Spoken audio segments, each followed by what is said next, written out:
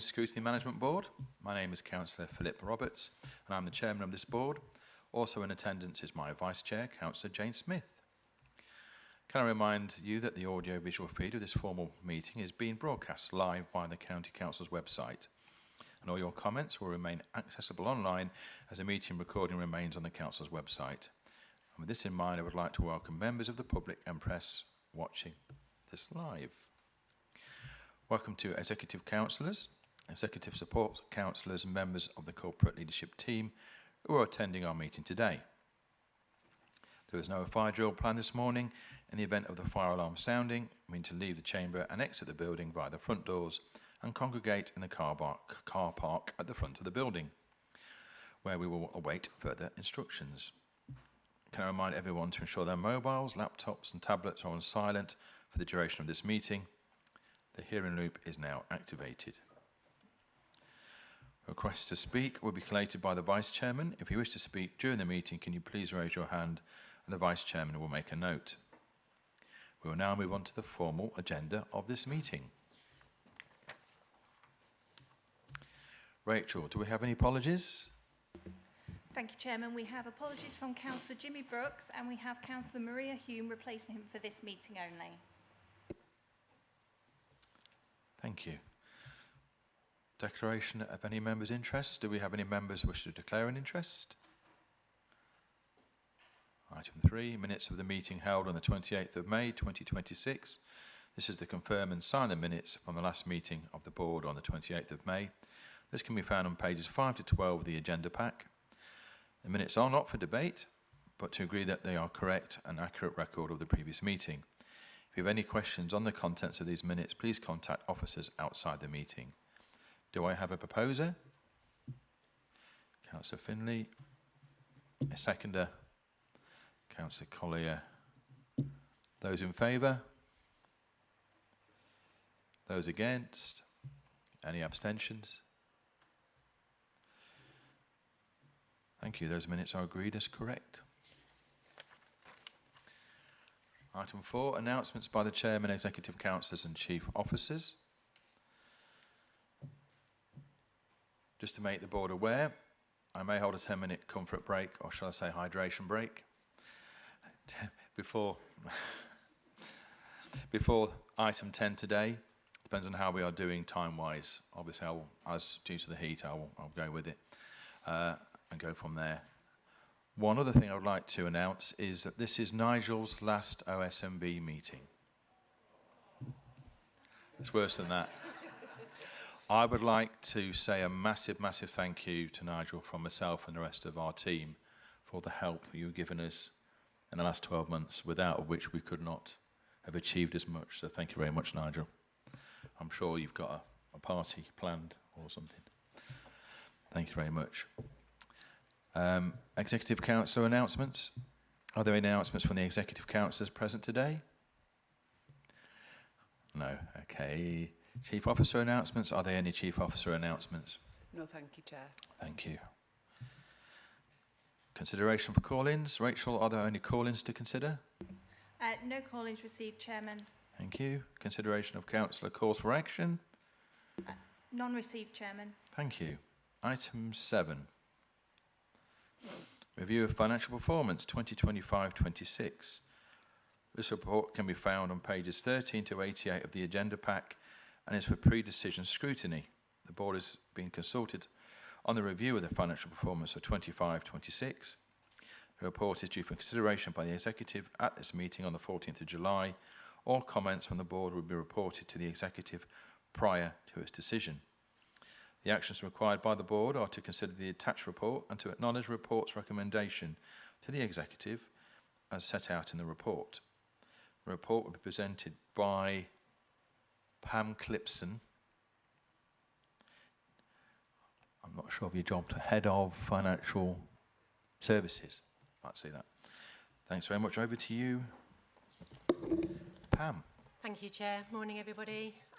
Key contents of the report summarised on page 15 of your pack. Just to take you through some of the structure. The council position for 25-26 revenue surplus of 499,000 after full use of the contingency. which you can see set out on page 11, and the budget variances are detailed on page 31 onwards. The capital outturn is shown on page 20, reflecting the underspend due to the timing of delivery, with the scheme level detail from page 45 onwards. In line with the Council's financial regulations, the report makes the recommendations with regards to the carry forwards, and that approach is set out in Appendix C on page 52. The use of the reserves as planned is Appendix D from page 55 onwards, noting that the Council has not needed to draw on any of its general fund reserves, and the Treasury Management Report is included in Appendix G on page 59. So I'll open it out to any questions that members might have. Thank you.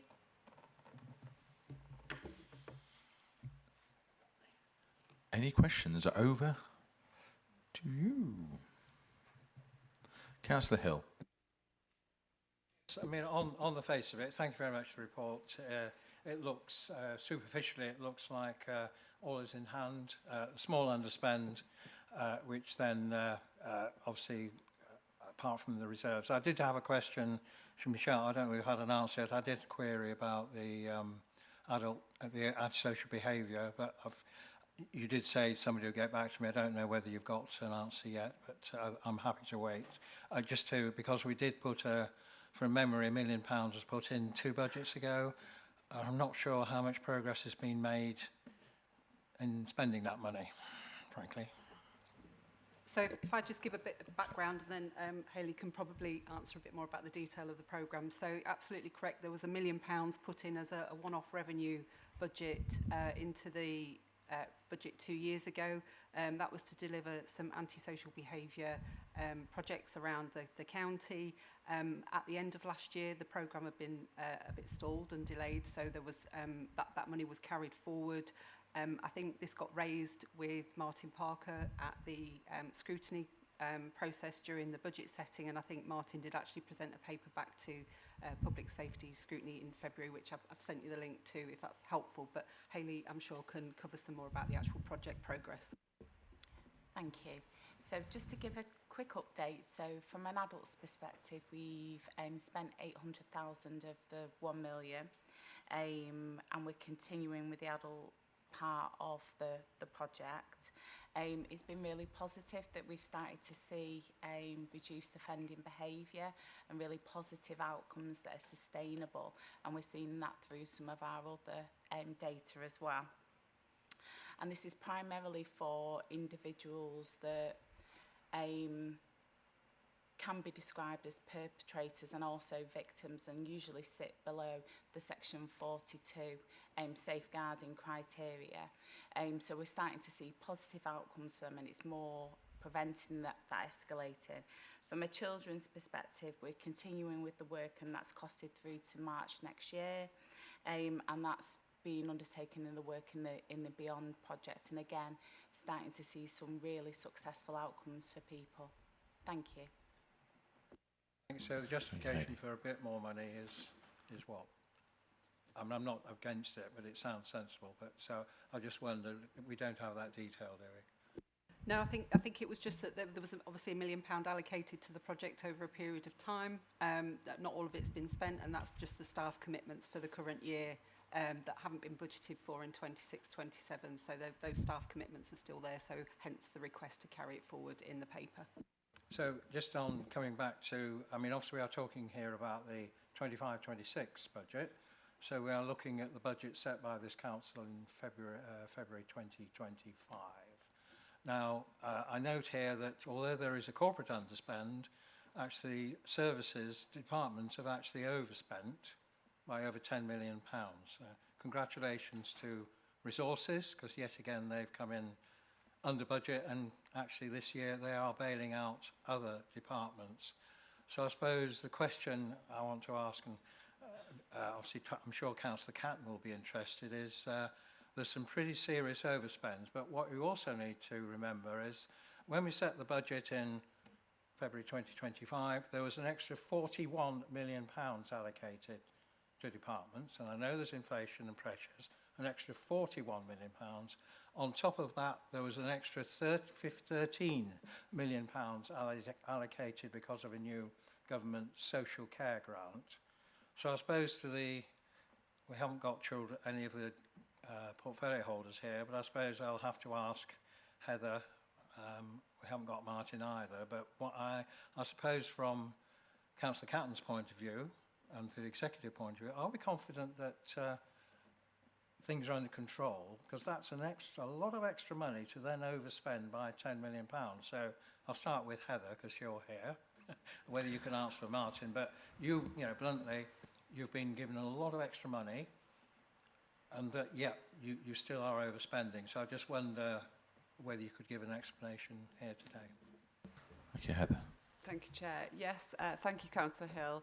And Hayley's here representing Martin, and I know we'll be happy to talk through from an adult's perspective. So firstly, I recognise that there was additional money put into the children's budget, and that was very welcomed. Within that money, there was also additional grants that had come through that were for specific purposes, so not for cost pressures. And they've been allocated against those grant conditions as well. As you know, children's social care is statutory, it's a demand-led service, and it's really difficult to cap need or placement costs to the level that's assumed in the budget. In fact, by the April, we were already basically at the numbers we'd projected in the February budget, so we'd already seen that increase, and that increase continued throughout the year. I think the context is really important. So children's social care budget overall ended up slightly under, but you're right, that masked specific issues. Specialist placements are our biggest challenge, and the place that we saw the overspend, and that overspend position was 5.1 million. I think that was also helped by offsets from underspends in other areas, which you've said. And I think that's been incredibly challenging. And as we moved into 25-26 and those offsets were less available, that underlying pressure became more visible, and a number of complex placements came through, as well as an increase in the number of placements. So the overspend was mainly driven by a relatively small number of high-cost placements, particularly in residential and specialist independent placements. In the residential care budget, for example, we assumed 46 residential placements and 3 disability placements, but we had 85 active residential placements and 2 disability placements by the end. We saw the specialist independent placements overspend by 8.8 million, and I think that reflects the number of children needing highly specialised care, the limited local availability that we've got now, and the market pressures that we're seeing, and that's wider across residential care across the country. However, what I would say is Lincolnshire still does benchmark strongly, and we had that strong platform to build on. Our children in care rate remains below national, below regional and below statistical neighbours. We continue to have 80% of children in family-based placements. That isn't as high as it was, and it's something that we're actively working on, and I can talk a little bit about that if it's helpful. We know that that's better for children, and it reduces resilience on the most expensive forms of care, but the availability of foster caring is something that's had a lot of national attention, and we're seeing national campaigns to support us with it. And I think that strong position does matter.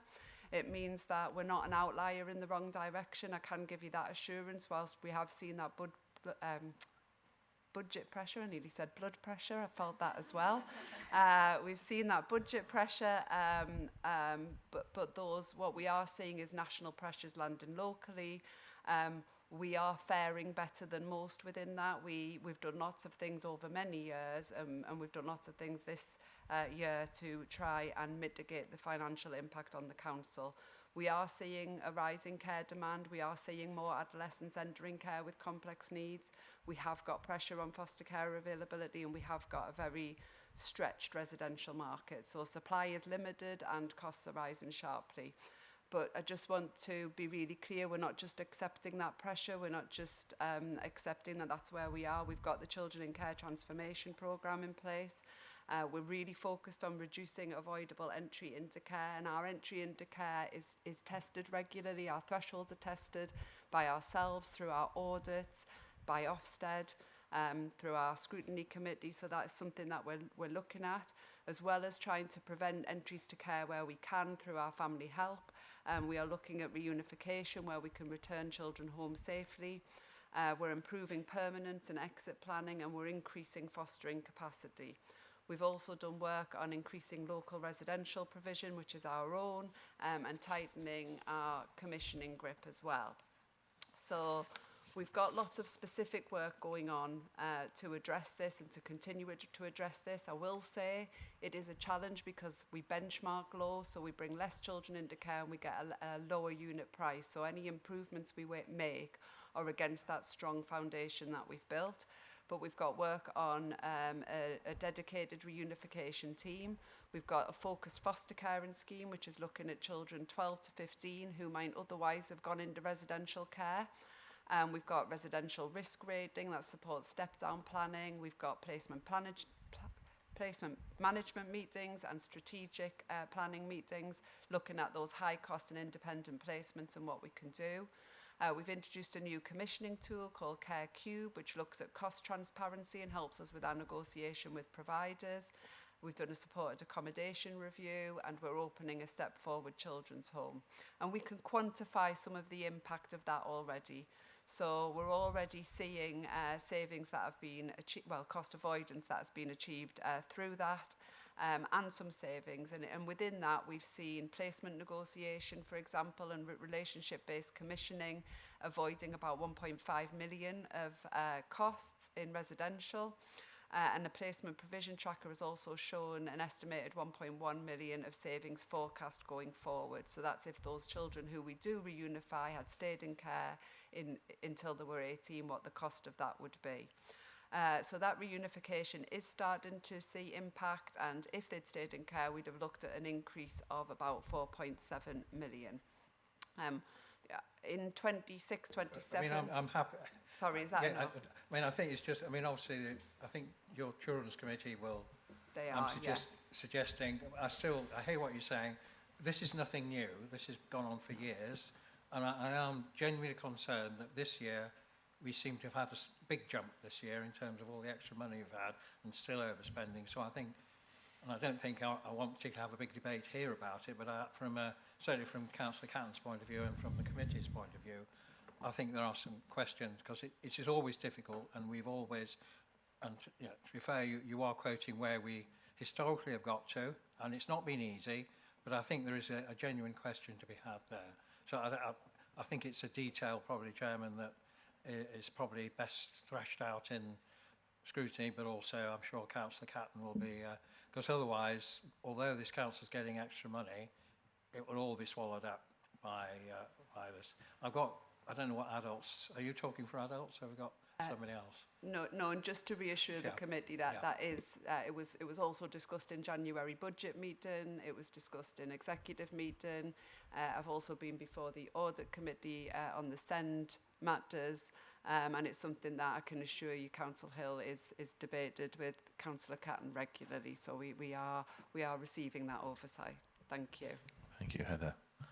Councillor Hill, is that okay? I think I'll say it's for I just say that without looking at if you just ignore the detail, the overview is worrying actually, and it might be it's beyond our control, but I think seriously, although I think you all do a good job, could more be done? Are there some more difficult decisions that could be made?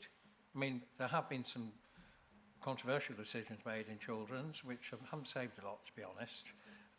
You know, for the noise they've made. But I do think there's a principle there. So I'm happy to go on to adults, and then Andy's here, then we can talk about development when we get at the end. So are you doing adults, Heather, or does somebody else want to do it? Thanks, Councillor Hill. Chair Hayley's here, who's the Deputy Director for Adult Services, and she can hopefully not give as much detail as we Thank you, Heather. Hayley, would you like to reply back to Councillor Hill? Thank you. Thank you, Councillor Hill. So a really helpful update from Heather, and again recognise that money was put into adult social care and community wellbeing. And I want to say that the pressures that we're experiencing in Lincolnshire are national pressures that are also reflected, but really important that we're able to provide assurance of what we're doing. We're not just accepting those pressures. We've seen a rapid improvement programme within adult social care that's linked to our target operating model that's been through scrutiny in February alongside some of the more in-depth financial detail. But in terms of, I suppose, your question on do we need to do more, we are doing more. So this year we've seen our outturn position we've achieved our full achievement of savings, which was 4.73 million. And actually we didn't just stop there. We looked at where we could do additional transformation and more strength-based work, and we also seen an additional £1 million savings on top of that we're able to achieve. The pressures that we've experienced this year, some were related to NRS. So in terms of the equipment, which was a national issue that the whole country was experiencing. And we also saw a significant growth in demand for direct payments. Now, nationally, we are an outlier in terms of positive outcomes for direct payments. And most councils come to us to ask, what are we doing? How do we facilitate that? And it's really positive that people have direct payments. It is a least restrictive approach to meeting somebody's statutory needs rather than traditional nursing or residential payment placements, which has saw an increase in those. So we've seen 126 additional increases in direct payments. And we also saw just over 7,000 additional care hours delivered that contributed to just over £1.3 million overspend.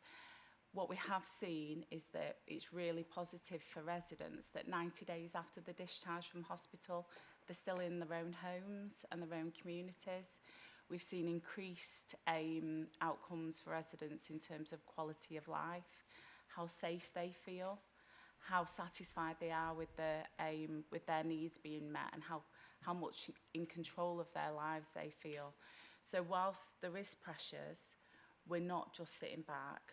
Actually, we're trying to be responsive and proactive, and we've wrapped that around the adult improvement programme. We've also seen the supported living grow in demand, but really positively, we were predicting an average spend on those of £1,200 per placement per week. The work we've been able to do is reduce that to 858. So actually, whilst it is statutory and much like children's is demand-led, we're not being complacent. We are trying to be strength-based. We're working with our voluntary sectors and all of our partners. And most importantly, we're working with people to co-produce what those solutions are and how we put that governance framework in so that we're able to predict how we can respond to some of these pressures and not just react to them. So it is a pressure that we're experiencing nationally. Across ADAS, all DAS is experiencing significant budget pressure, but we are performing positively compared to our statutory and national neighbours as well. Thank you, Hayley. Councillor Hill, would you like to come back? All I would say, yes, I do hear that, but it's not a question of you set a tough budget and you didn't quite make it. You were given a lot of extra money and you're still overspending. So I just make I'm sure you're not complacent, but I think it is something that needs to be raised. And then we move on to development, Andy's overspent, but he's also managed to underspend on highways maintenance, which is an interesting combination. Andy. Thank you, Chairman.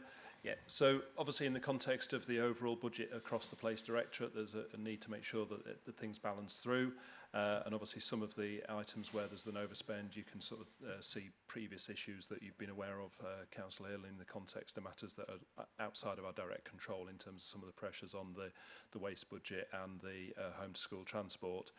As the report sets out, there are some sort of significant pressures there, not unrelated to some of the sort of issues that the Children's Services have had in terms of the increase in sort of numbers that have had that direct impact. In terms of the highways maintenance budget, again, the issue there is that we've maintained a spend against the actual activity on the ground, but there's been areas where there's been underspends in the context of energy prices, and issues to do with over-recovery of income. So the position that we ended up in the context of that was managing that throughout the year. That gave us the ability after the winter, when all the members are aware of the increase in sort of defects on the network, it enabled us to then actually make extra provision through corporate decisions to actually invest and try and address some of the problems that occurred during the winter. If those issues had been, if perhaps money had been transferred and moved around earlier in the year, we'd have had an even bigger challenge and problem of actually needing to address that. So the timeliness of that meant that we were able to respond post the winter impacts, hence the bottom line figure that you now see in the outturn report.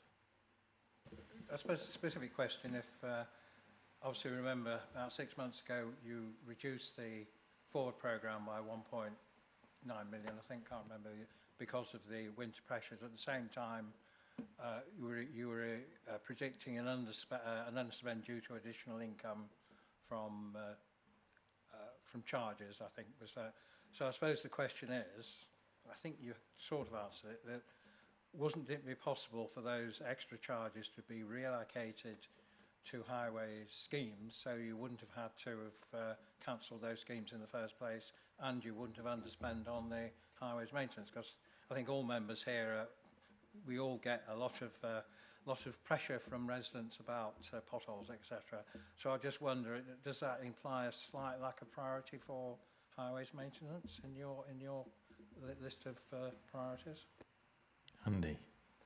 No, I think the issue would have been that if we'd sort of retained that programme in the summer, we would have spent that money at that point in time, and we'd have then still had the further pressure in the winter.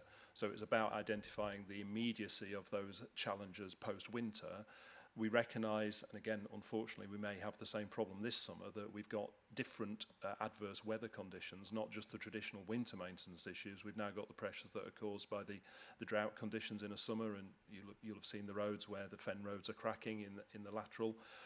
So again, it is now about us reviewing how we programme our work, and perhaps over future years you'll see a different approach to the prioritisation of that programme, allowing us the ability to actually react to some of those sort of on-the-ground problems rather than necessarily having all of the programme committed.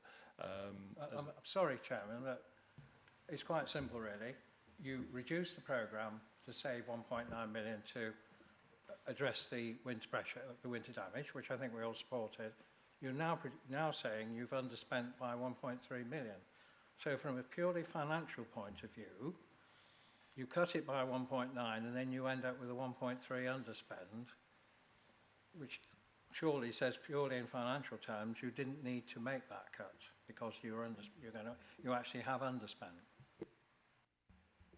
So there are different parts of the budget book in the context of where those sort of like underspends and overspends were occurred, and across the service area in its entirety, if we'd continued to deliver all of that work at that particular moment in time, the overall overspend would have been greater for the directorate. In the context of obviously the balance of the overall budget, that would have then created a bigger problem or a greater call on contingency across the organisation. So I would argue it's good financial management in conjunction with financial services to make sure that we're actually keeping an eye on the overall picture. Yeah, but you can, and I won't go on that. It is possible for you to via, and all I would say, purely from my perspective, highways maintenance was a lower priority in this instance than other stuff which you wanted to protect. But I won't go on, but that's a few. Okay. But I do Okay, think... Councillor Hill, I totally understand. Thanks, Andy. Councillor Corey. No, I haven't indicated yet. Have you not? No, I must be psychic, sorry. Yeah, not yet. Perhaps she was, doing that, I don't know. Wafting. Councillor Davis. Thank you. I mean, what I wanted to really is just to drill down into this 7.4 million figure, because the reality is that, Mr. Chairman, as you will know, being a finance man, actually masks the reality. Because if you do a careful tot up that column, you will very quickly realise that service areas are much closer to 20 million overspent. And that's based on the clear indication, notwithstanding all the extra money that's gone in. And we've just heard about the £3.2 million of lost investment in the roads that could have been made. I mean, before I kind of go on my hobby horse too much, I think it's right, I should thank and the works in Grantham Belton Lane were completed yesterday on track, and they are lovely. So thank you very much. It's been painful, but I know there's a lot of good work that goes on. But one thing is clear, if you look down the column on page 30, Appendix A, Table A1, is that there are some budgets propping up others. There's no doubt about that. And particularly, I look across to Tom Baker in IT, which is interesting, seeing as we're asking later on in today's agenda for additional money. But highways, public protection, public health, growth have all seen underspends. And I suppose my first question, I have three questions, I'm happy to do them one at a time, Mr. Chairman, is can we have some assurance that these underspends are real underspends based on a service need, and it isn't, with the greatest of respect to the finance team, you know, a monthly finance meeting going, we're going to have to reprioritise because we don't want the underspends to be too high. Thank you, Councillor Davis. So, Michelle. So I'll just try and answer that, and we can pass on to others if that's helpful. So, so this outturn position reflects what we've been forecasting all through the year in 25-6, and I think one of the most challenging parts of setting the budget for the current year was trying to reflect that in the budget. And as you'll be aware, the cost pressures were incredibly high. There was £80 million worth of cost pressures that were built in. The highways line in particular, that surplus has come from the TRO income. That was all built into the budget when we've set it for the current year. So I believe we've reflected the pressures and the underspends through the savings programme and by resetting some of the income budgets when we've set the budget for the current year. That being said, what Heather and Hayley have said about some of the demand pressures and Andy will continue, and we'll continue to monitor those as well as any variances in the spend. Happy to pass that on to others if you want some specific responses to that, if that's helpful. Thank you, Michelle. Any other officers would like to add to that? Can Okay, I come back, Councillor Mr. Chairman? Davis. Thank you. I hear what you're saying, but don't forget, in some areas you've got extra money, you've got overspend, and others have got underspend. So I don't think it's a universal package. And I also don't think that there is a solid justification for filling less potholes because you're trying to match a budget that you sent at the beginning of the year, because that's very much what's happened. You've chosen, sorry, not you personally, Michelle, but body corporate has chosen on a number of occasions to spend less money than it could have done on roads in order to mask what would appear to be some quite significant overspends across other areas. Now, I hear what Heather and Hayley say, and I have no doubt you are working your socks off to make it happen. But the reality is we've got to be really careful that we don't hide behind a national picture to say, oh, well, it's just a national thing. So, but it's good to hear from on a like-for-like comparison that Lincolnshire's ranking well, because I think that's the metric that matters. But also, let's not hide away. In order to get it lower, you know, the contingency's gone. You've got, I'm getting on, I can't remember to put my glasses on, it's terrible. Various other funds have having to be spent that are, you know, other budgets of 1.2 million were underspent. So there's clearly an awful lot of activity not gone on at Lincolnshire County Council in the last 12 months because of financial political decisions that are being made. And I have no doubt these are political decisions.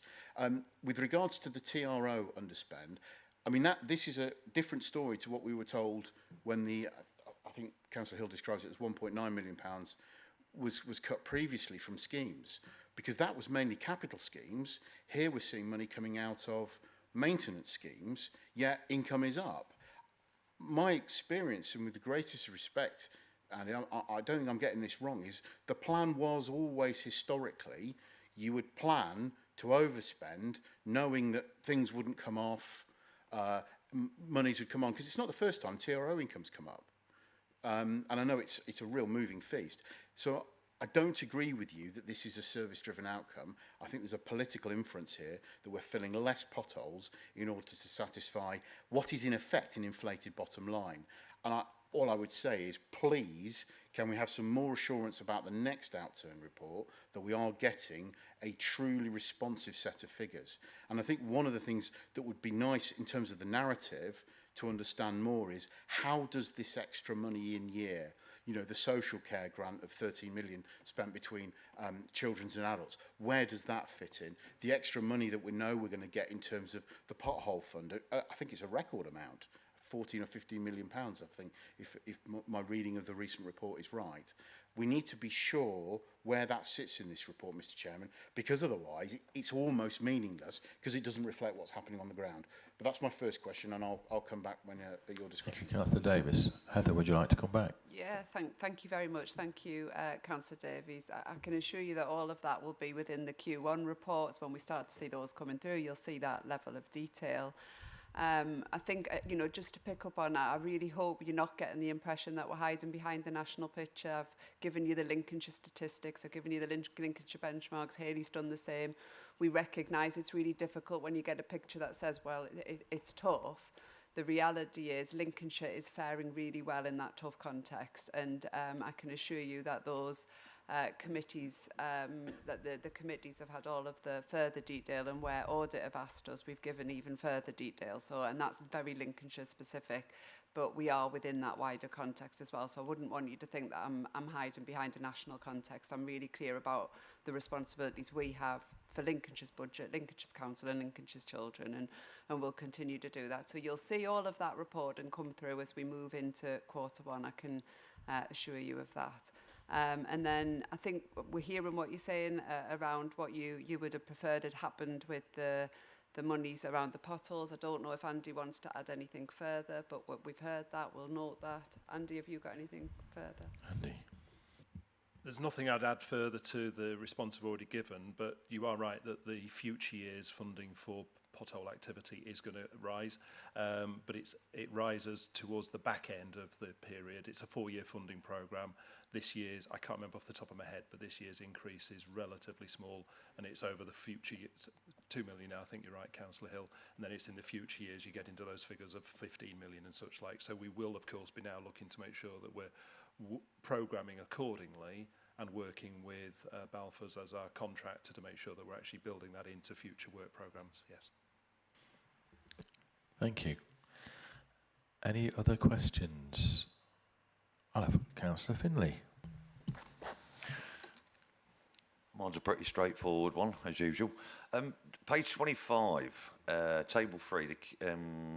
Excuse me, sorry. Let me just bring it up. 1 second. Bear with me. Yeah, so page 25, the table, key financial help. I looked at obviously the underspends, the overspends, cost pressures, and there's some big numbers to jiggle around. And for me, it was one of those, so what does it all mean for us as a council, to people that's given us the money to play about with? And I was quite happy looking at that chart. That told me a lot. The item 1 within that is the lowest third in English county councils out of 21 county councils. So for me, I think that's quite, that tells you a lot. There's a lot, you know, there's 286 pages, but when you read within that financial review, that one line said a lot to me. And I think, you know, if that trend continues, whether that's in line with previous trends in previous years or whether it's, you know, there's room for improvement on that, I still think that that's quite, for me personally, I thought that said a lot about the whole review. Thank you, Councillor Finlay. Councillor Davis, would you like to come back? Yeah, thank you. I heard the responses. We will see, and obviously our job is to kind of keep asking those difficult questions. In terms of capital schemes, there's, as we'd expect, and as is normal, there's quite a lot of slippage in financial terms. The one thing I don't think the narrative gives is much of a detail of almost what does the revised capital programme look like in terms of dates.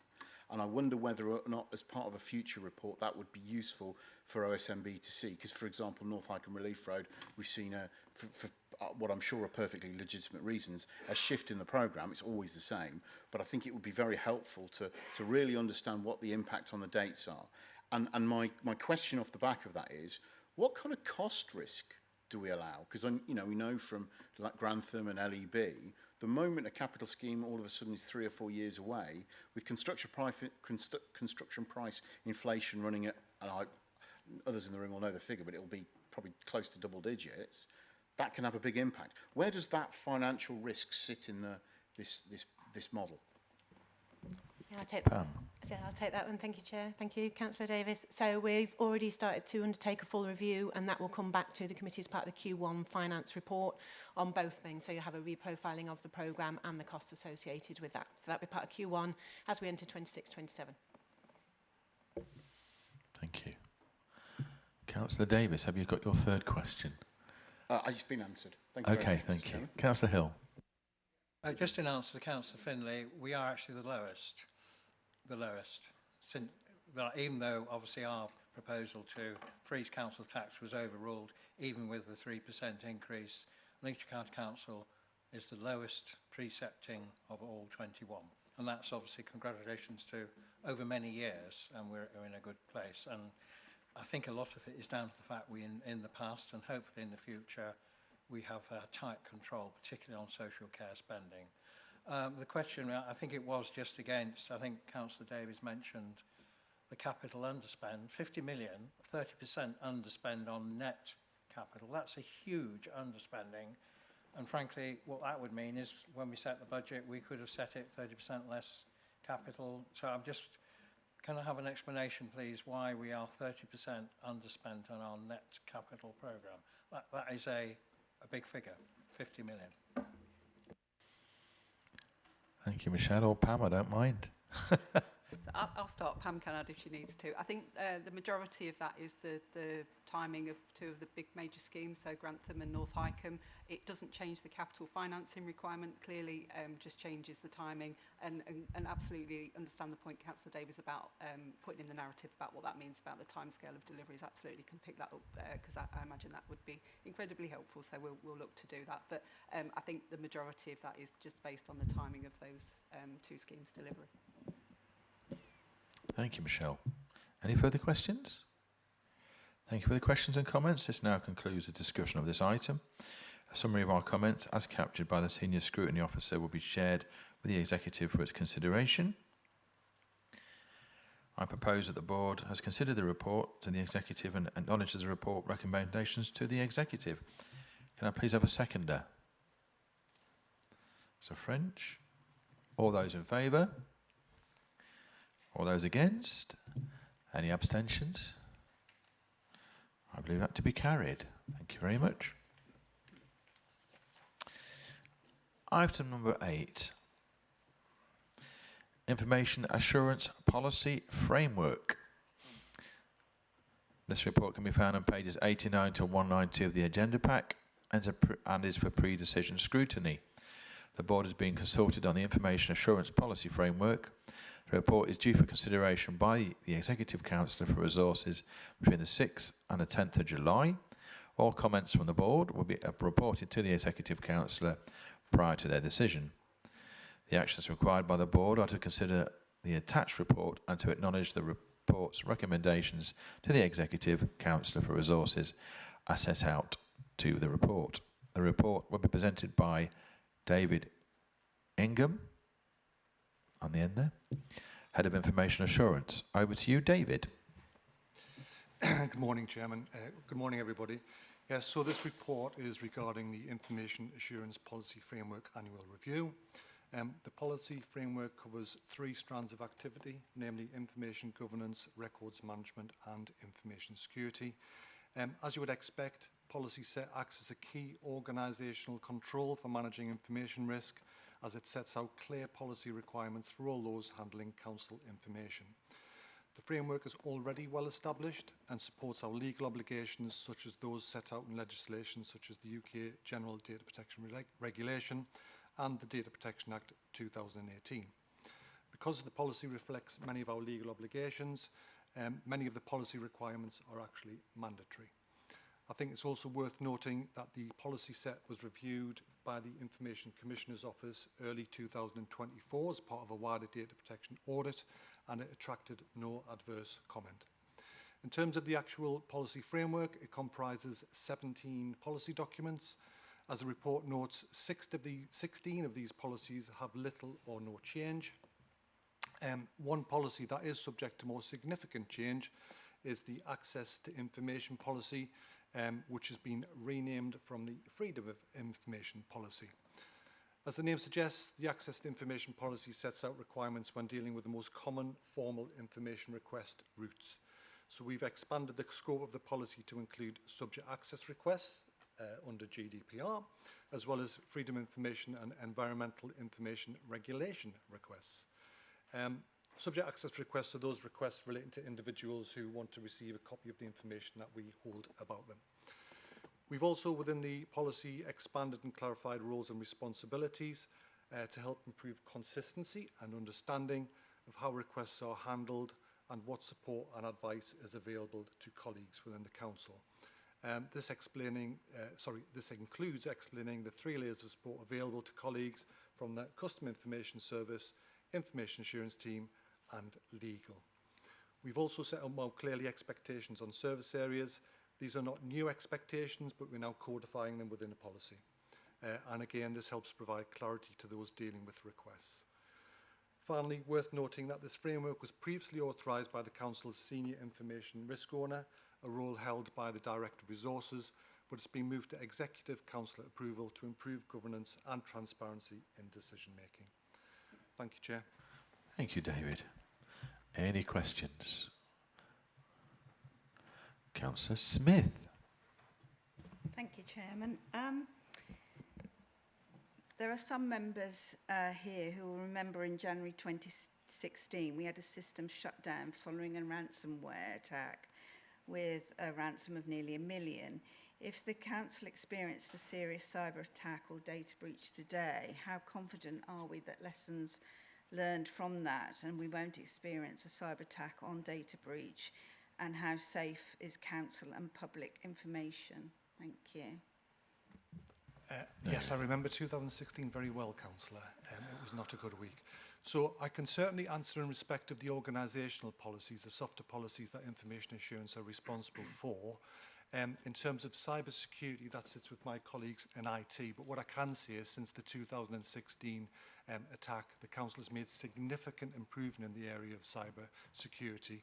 And as I say, the CIO, Tom Big, I'm sure can explain a bit more about that. The important thing is policies are subject to regular review. So we look at intelligence from various aspects, whether that's incidents, complaints, or engagement with service areas, to identify areas of policy weakness or policies not being applied correctly, and we respond quickly to that policy review. I don't know if Tom wants to add anything to the cybersecurity aspect. Tom, would you like to?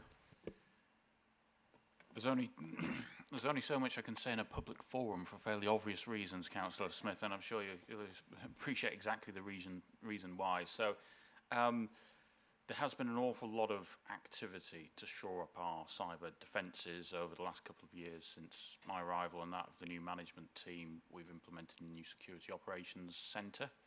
As an example, that means our network and infrastructure is monitored 24/7 by a dedicated team of specialists within a large cybersecurity organisation.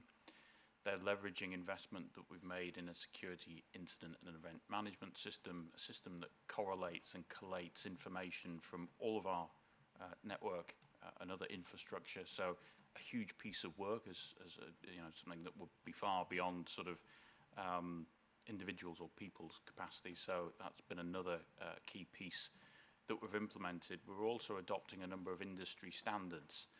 And I'm pleased to report that progressively we're moving to a high level of maturity against those standards and benchmarks.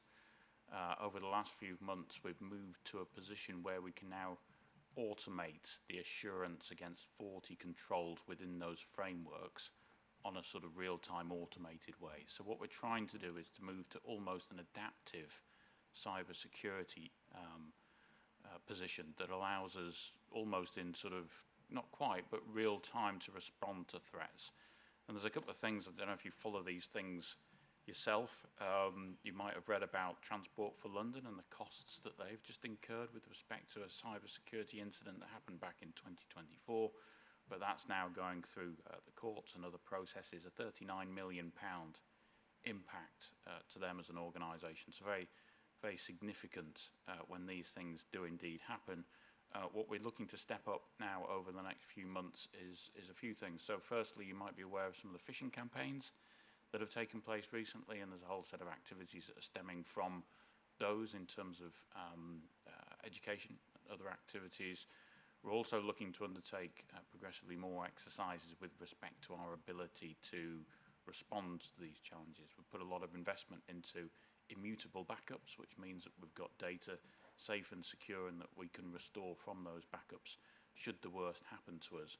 I'm particularly concerned at this point in time, indeed the entire industry is concerned around things like frontier AI models, right? So we're starting to see progressive shifts, I think, in that sort of cybersecurity environment, which is already deeply challenging, that will become more so as a result of the development of AI and other technologies, not least quantum. So we've got these two things to respond to, I guess, over the next couple of years, and we need to be cognizant of that as we go through things like LGR.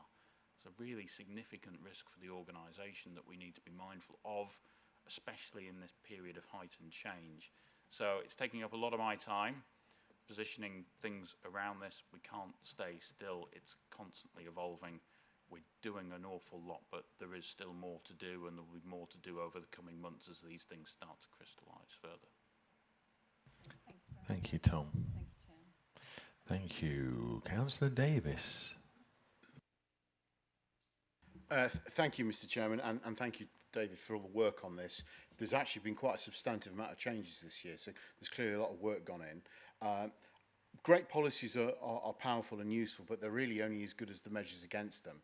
And I believe most of the reporting for this comes to audit, but I would wonder whether you could give us some sense of, notwithstanding the very serious allegations that have been made recently about member conduct in this area, and I wouldn't expect you to go into that detail, although the press is alive with it.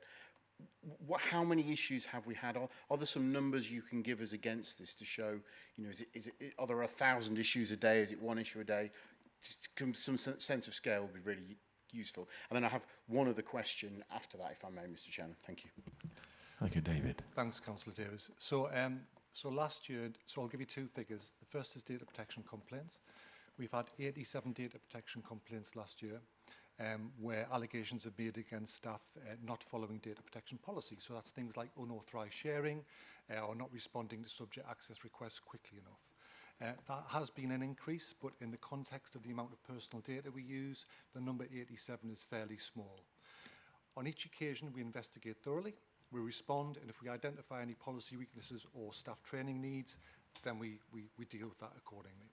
In terms of security incidents, unfortunately, we've seen a significant increase last year in the number of security incidents. This is primarily driven by a high number of lost assets being reported, i.e. laptops. That is not, after our analysis, that is not a case of staff suddenly losing laptops and telephones during last year. We think it is inventory reconciliation by the previous IT provider coming up to the end of the IT contract. And there's more detail about that in the audit report. I remember last year you asked a question about benchmarking, which was a very, very valid question. We've looked far and high, and there is no one single authoritative benchmark we can use to see how we're doing in comparison to other local authorities. What we did find, however, was an FY request submitted very recently, to which 87 local authorities responded. They indicated that over a 5-year period, security incidents have gone up on average 55%. Our average is 48%, so it's just below that trend. The same report indicated that reports to the Information Commissioner Office had gone up 55%. Actually, last year we had 0 reports to the ICO, so again, that's a very positive figure. I would put a caveat across that data, though, in terms of disparity of reporting because of definitions of security incident, different process, different amount of resources. That the local authority with the highest number of security incidents, according to this FY response, had 2,851 security incidents. The lowest had 1. So as you can imagine, there's quite a bit of disparity there. Our numbers are around about 430. I'd have to look at the exact figure, about 430 for last year. So we do have regular number of incidents, but in the context of how much information we use, process and share on a daily basis, consider alone we send 6 million emails external to the council, the numbers are very small. But of course we treat every single one seriously, we investigate, we report and we offer advice and guidance. Thank you, David. Thank you. Councillor Corey, Yeah, I will thank- come to you next. Thank you. I'm sure Councillor Davis has got some more questions, but on those specific points, thank you. And on reference to page 99, access control principles. Access to our information and systems must be strictly controlled to maintain particularly confidentiality and integrity. And you also said that the number of breaches is low. How do we know that the number of incidents of information being shared is actually low unless there's an oops, foot in the mouth moment and that we're aware of? How do we audit and make sure across officers and members that information isn't being shared and that sharing information to a private email address before it goes further isn't flinging the barn door open? Thank you. So usually we find out about an incident if it's been reported to us. There's a reactive response, whether that's a report from a member of the public, whether it's a report from an employee, etc. In terms of proactive audit, which I think is what you're referring to, we recently, our IT colleagues recently introduced a data leakage prevention tool. And that tool helps us understand the information that's leaving the organisation, understands where it's going, and understands the sensitivity of that information. That tool, I would suggest, is at maturity level 1. However, it's just been implemented, and we need to build on the intelligence we find. However, what that doesn't prevent is somebody intentionally sending an email to a specific address. So sharing an information to somebody that they know and intentionally sending that email. I'm not aware of a tool that will prevent that. I'm not aware of an AI tool that will prevent that. I have spoken to the cyber team and we are going to have further conversations about it. But primarily, our response to security incidents is driven by a reactive approach. Thank you, David. Councillor Hume. Thank you, Chairman. Councillor Corey pretty much asked my question, but I did have a little bit of a follow-up on that, if you don't mind. Of course, we are trusted with a lot of very, very personal information, and I understand that you have these measures in place, and e-learning modules each year, but how do you monitor that? I mean, do you have something like training needs analyses going on? Do you have little tests that you run? You check what people, just by speaking to people, I don't mean sort of spying on them, but rather evaluating what they actually know. And also, do you monitor the annual training? And is it annual, or is it every 2 years or whatnot? Thank you, Councillor. Good question. So you're right. Policy is just one layer of activity that we apply to help the organisation understand its responsibilities. That's supported by many different other aspects. In terms of training, we implement annual mandatory e-learning training. The e-learning training is bespoke, so it reflects exactly what our policy says, so it's not an off-the-shelf package. So we know that when people undertake the training, they're effectively reading those policies. Our compliance rate last year was 97%, which is outstanding for a local authority. We think the 3% are those on long-term leave, sick leave, maternity leave, secondment, etc. However, that's just mandatory training. We also follow that up with an awareness programme. We have a very well-visited information assurance hub, which contains lots of information about policies, lots of information about general good practice. And one of the key aspects of both the training and the awareness is we use plain English where we can, so we avoid technical jargon. So this obviously increases the likelihood of people reading it, understanding it, and applying it. And one final thing, our engagement over the last year on year over the last 5 years has gone up across the organisation with a significant increase last year. On every occasion, that gives us the opportunity to make sure that service areas are applying those policies and applying them correctly. And I have to say that the awareness of the culture of this organisation in terms of IA is excellent compared to where I've been previously. And I think that's down to the policies, down to the training, down to the awareness, and down to the senior leadership who support IA training, IA awareness, etc. Would it be all right to just follow up on that? Yes, Councillor Hume. The second part of it is you were talking about benchmarks and, the ISO 27001 is an example, and the Data Security and Protection Toolkit. Do you use one of those? Do you adhere to one of those? And are you engaged in that? Sorry, I couldn't hear you there, Councillor. Do you mind speaking up? So data security and protection toolkit, do we have an equivalent or do you use that sort of thing? Is that the NHS toolkit you're talking about Yeah. there? So yes, the NHS Data Protection and Security Toolkit is an annual compliance tool that we have to complete. Right. So the requirements of that tool we have to meet, and we do that every year, and we evidence that every year. There hasn't been a single year we have failed to meet that compliance requirement. But that's just one compliance tool. We use ICO guidance, we use national cybersecurity best practice guides, a whole host of information, including internal intelligence, to inform our policies, inform our training, and inform our approach. Okay, that sounds great. Thank you. Thank you, David. Councillor Collier. Thank you, Chair. Thank you. As quite a lot of my questions have been answered already on this subject, but I was just wondering about people working at home. How do you monitor what they're doing, if you like, regard security in what they use in the safeguarding the material that they're looking at and making sure, I mean, how can you monitor that, making sure it's not being shown to others or shared with others? Please, thank you. Thank you, Councillor. So our policies, our training and our awareness are location agnostic, is a way of putting it, meaning they apply wherever you're working from. However, we do recognise an increased risk that working from home poses, so we address those particular risks in the training, in the awareness and in the policy. We also make sure there's regular comms go out to make sure staff continue to be aware of those policies. The security controls around our IT equipment, so that the fact that you have to authenticate to the device and prove who you are, continue to apply to laptops, as you would expect, because they're mobile devices. So what I would say is the policies continue to apply regardless of vocation, regardless of purpose of use of the IT, etc. And actually, if I think back pre-COVID, we were expecting a sharp increase in number of security incidents because people were working from home, and that actually didn't happen. So we were pleased about that. But yes, it's one area we constantly risk assess. Thank you. Councillor Hill.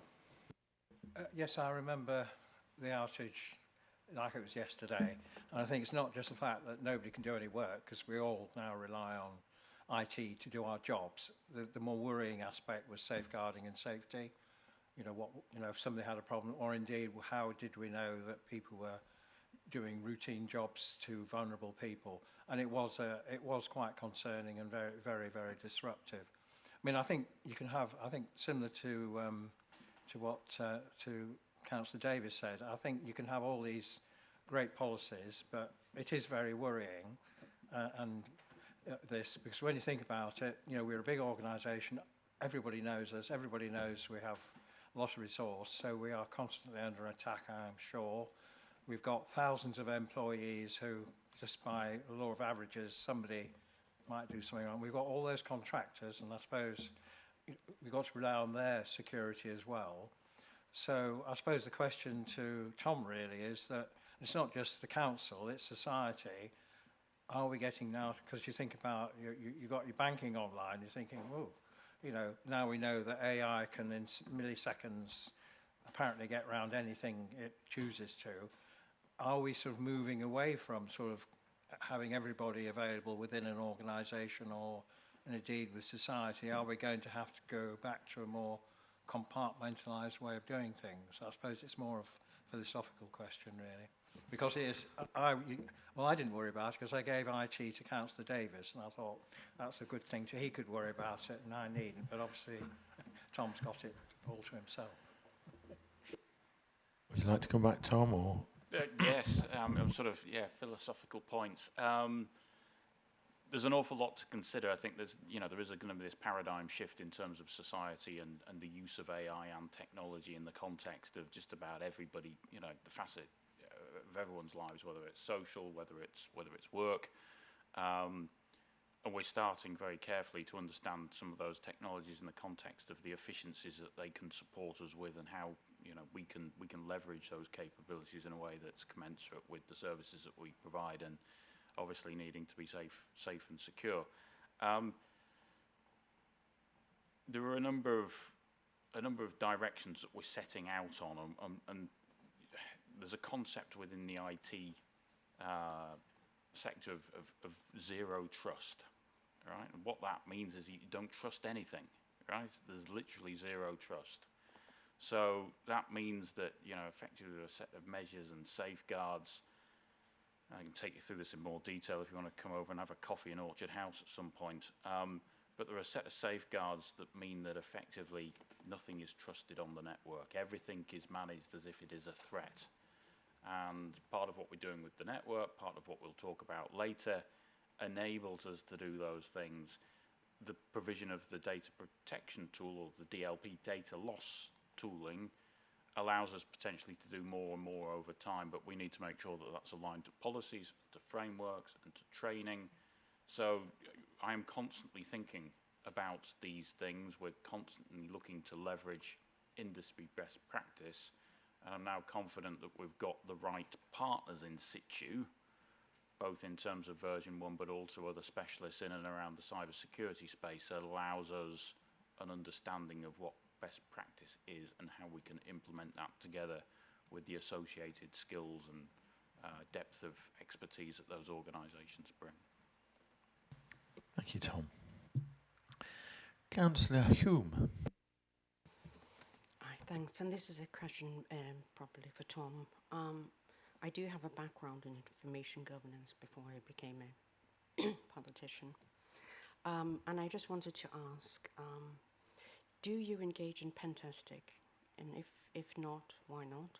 And if you do, is there a sort of data we can look at outside chambers in relation to it, to your findings? Sorry, again, I didn't catch the last Pen testing. Yeah, so penetration testing is testing of councils' networks, both internal. You can have internal attacks, but also external.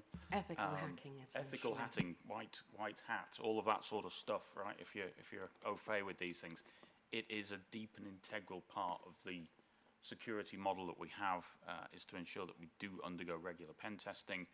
What we do, again, in line with best practices, you don't use the same pen testers the next time, right? Because you want as many eyes on what we're doing as is humanly possible.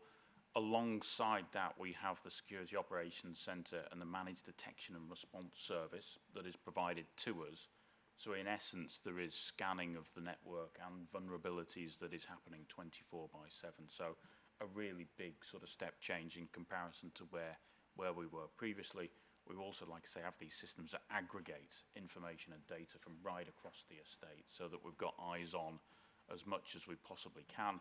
I think going back to Councillor Hill's point, I think one area that we need to do progressively more work around, and picking up colleagues from adults, some of what they said earlier, NRS, you know, that was a cyber attack, I think, in part that led to some of the challenges that organisation faced. So, you know, progressively we need to be looking at the supply chain.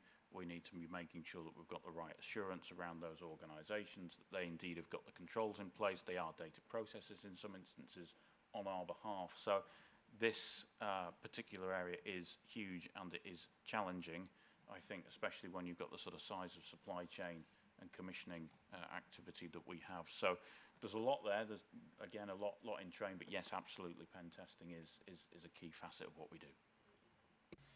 Thank you, Tom. Councillor Collier. Thank you, Chair. Thank you. Mine was a follow-on question about the security from working at home. How many of those security incidents were from people working from home, please? Because obviously if you work in the office and you're saying that a lot of these have been reported by other staff, that's not going to happen from home. So do we know how many have happened from working from home? And how are these dealt with, please? And can I just add on to that as well? We have some wonderful staff working for the County Council and they do fantastic jobs.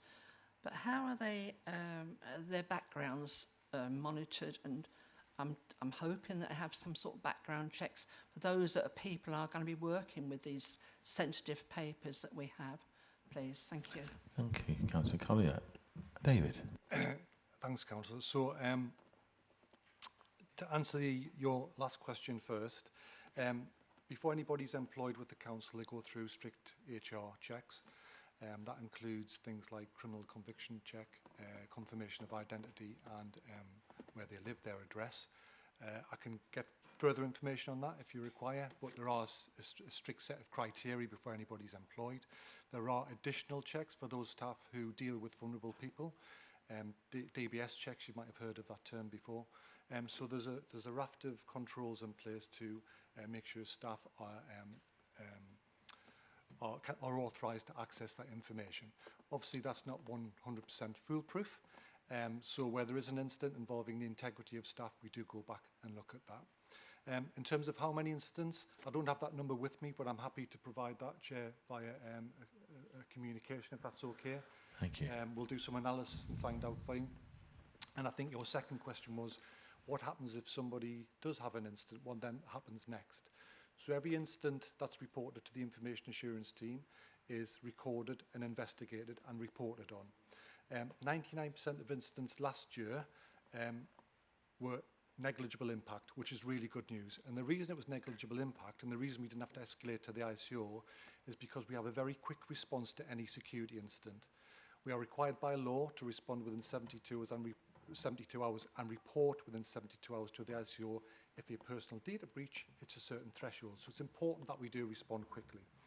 What we don't do is make HR recommendations, however.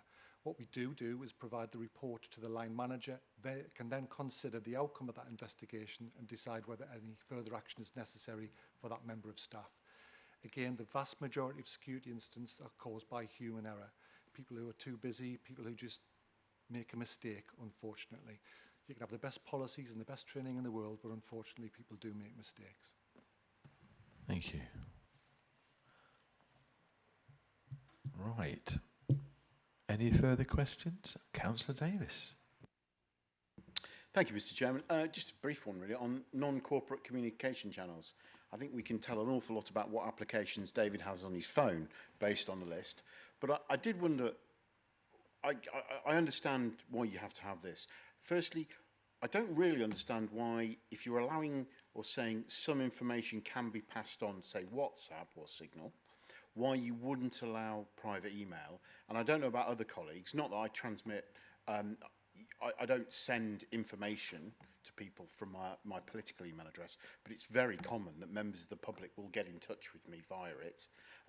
It's not always, and I appreciate Tom won't thank me for saying this, it's not always terribly easy to respond via LCC kind of email and stuff, so there is a frustration there. But I just wonder why that's excluded from that list, because it feels like the general responsibilities and the caveats around using those other channels would equally apply to private email. You know, for example, you might tell somebody via WhatsApp or the traffic lights, Andy's traffic lights are going to be lifted on Wednesday. That's in the public domain. That doesn't seem particularly controversial, but it would seem this policy would exclude me from doing that. David. That's correct. So the main policy is informed by central government approach. And to answer your question regarding WhatsApp and private email, we have more assurances around the use of WhatsApp in terms of the security, the encryption, how it's transported, how it's stored, etc. We've got less assurance around private email, and that informs a risk decision. I think it's clear that people do use WhatsApp in emergency situations. A classic example is the cyber attack we were talking about. We still need to communicate. We need to communicate effectively. WhatsApp is an application which is used by most people to do that. So it would be ignorant of me to write a policy which banned WhatsApp, because sometimes it needs to be used. That's not the same for private email. There's less assurance around email. I think I'm happy to go back and debate that point, because the more I think about it, in an emergency situation, actually, do people use email to communicate? Possibly, yes.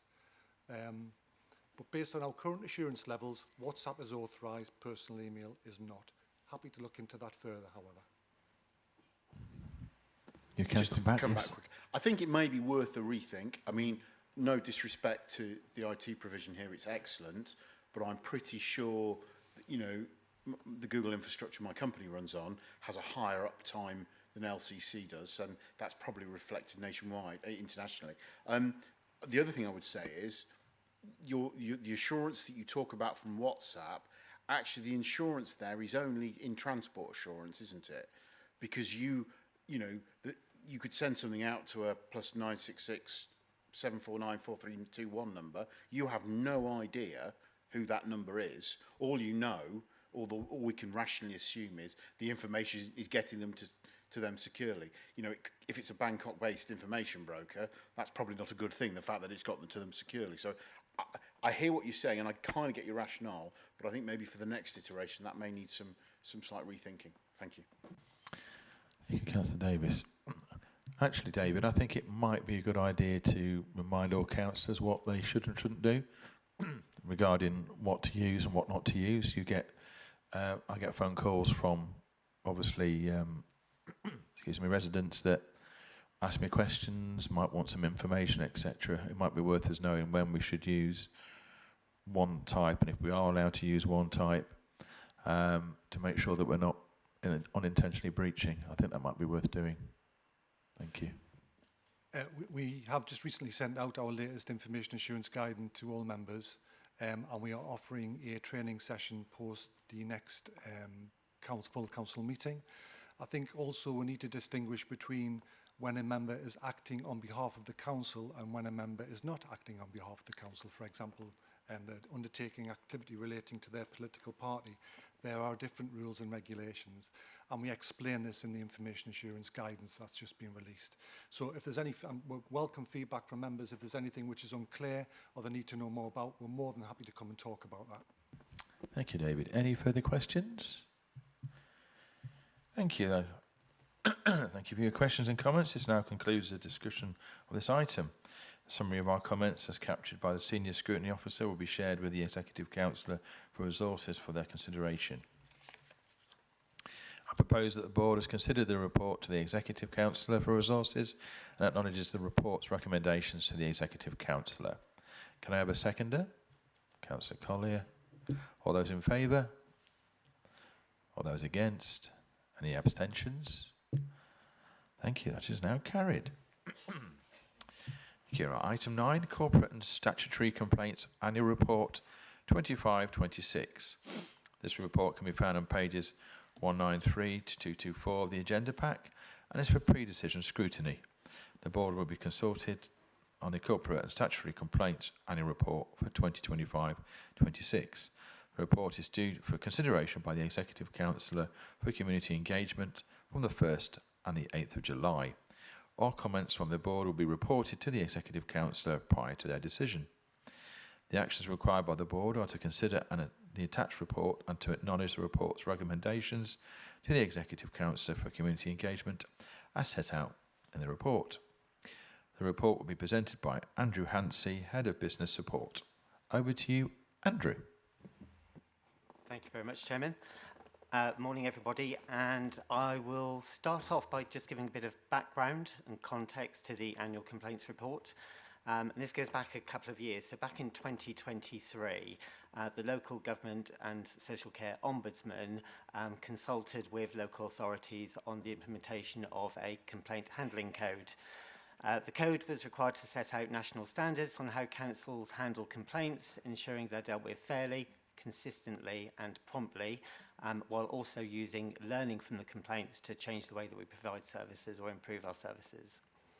The code commenced from April 2024, and councils were given sort of a 2-year transition process to move to full compliance of the code. The code is advice and guidance. It's not legislation. So it's not mandatory on us, but we are expected to follow it. And also from the 1st of April this year, the LGSEO now judges our complaint handling against the code when it undertakes any investigations that they carry out on our complaints. The code only applies to corporate complaints. It doesn't apply to statutory complaints. They have their own legislation that details how those types of complaints should be handled. So that's children's statutory, adult statutory, and public health. The code also recommends that our annual complaints report is scrutinised before being finally signed off, hence the reason why it's come to you today for scrutiny. So the report commences on page 200. It provides an overview of our complaint performance across the council for the year 25-26. highlights any key trends that we've evidenced, any areas of concern, and what learning we have implemented as a result of complaints. Overall, the Council received 1,218 complaints. That's a 10% increase on the previous year. So bear in mind that volumes remained lower than they were in the previous years, 22 to 23, 23 to 24, and that's despite all complaints now entering the formal process at stage 1. So prior to the code, we used to undertake what we called early resolution. So we used to receive a complaint, we used to contact the complainant, we used to try to resolve it before it was progressed to a stage 1. Under the complaints code, we're not allowed to do that anymore. They have to go straight into a stage 1. So we can't undertake early resolution. So the numbers that we have displayed in 22 through to 24 were with early resolution. Since then, they've been without early resolution, so everything goes through to that stage 1. You'll see the outcomes of those complaints were that 43% of all complaints were upheld and 57% were not upheld. So what's new in this year's report? So as part of the code, we are now required to produce information with regards to our key performance indicators. At each stage of a complaint, we have set targets as to how quickly we respond in line with the complaint handling code and how we ensure timeliness of response. In addition, within the report, there is more information with regards to the actual outcome. So from the complaints, those that have been upheld, what have we learned from them and what have we done about it within the service areas concerned? I'll come into a bit more detail on that in a little while as well. So headline concerns are around stage 2 escalations. You'll see there has been an increase in escalations to stage 2 in the last year, indicating that more customers remain dissatisfied following receipt of their stage 1 response.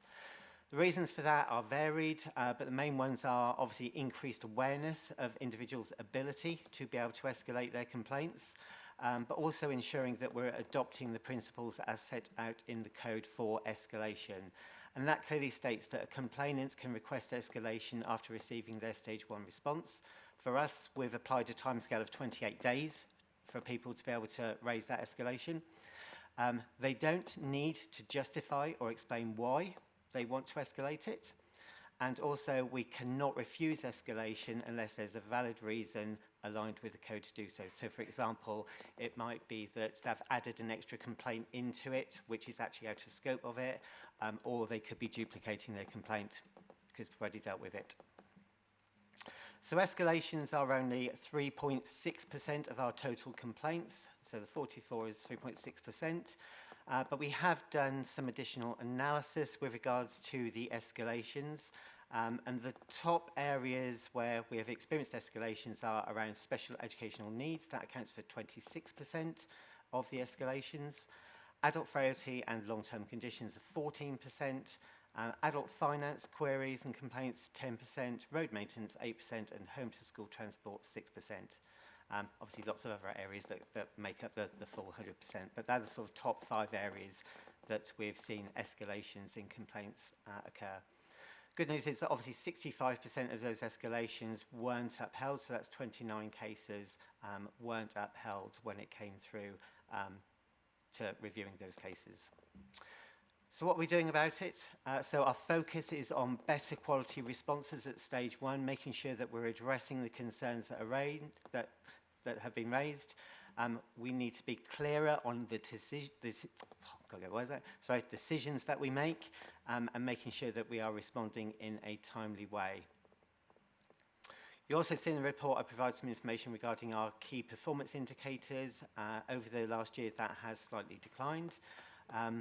There is no national prescribed percentage target under the code that we have to work to.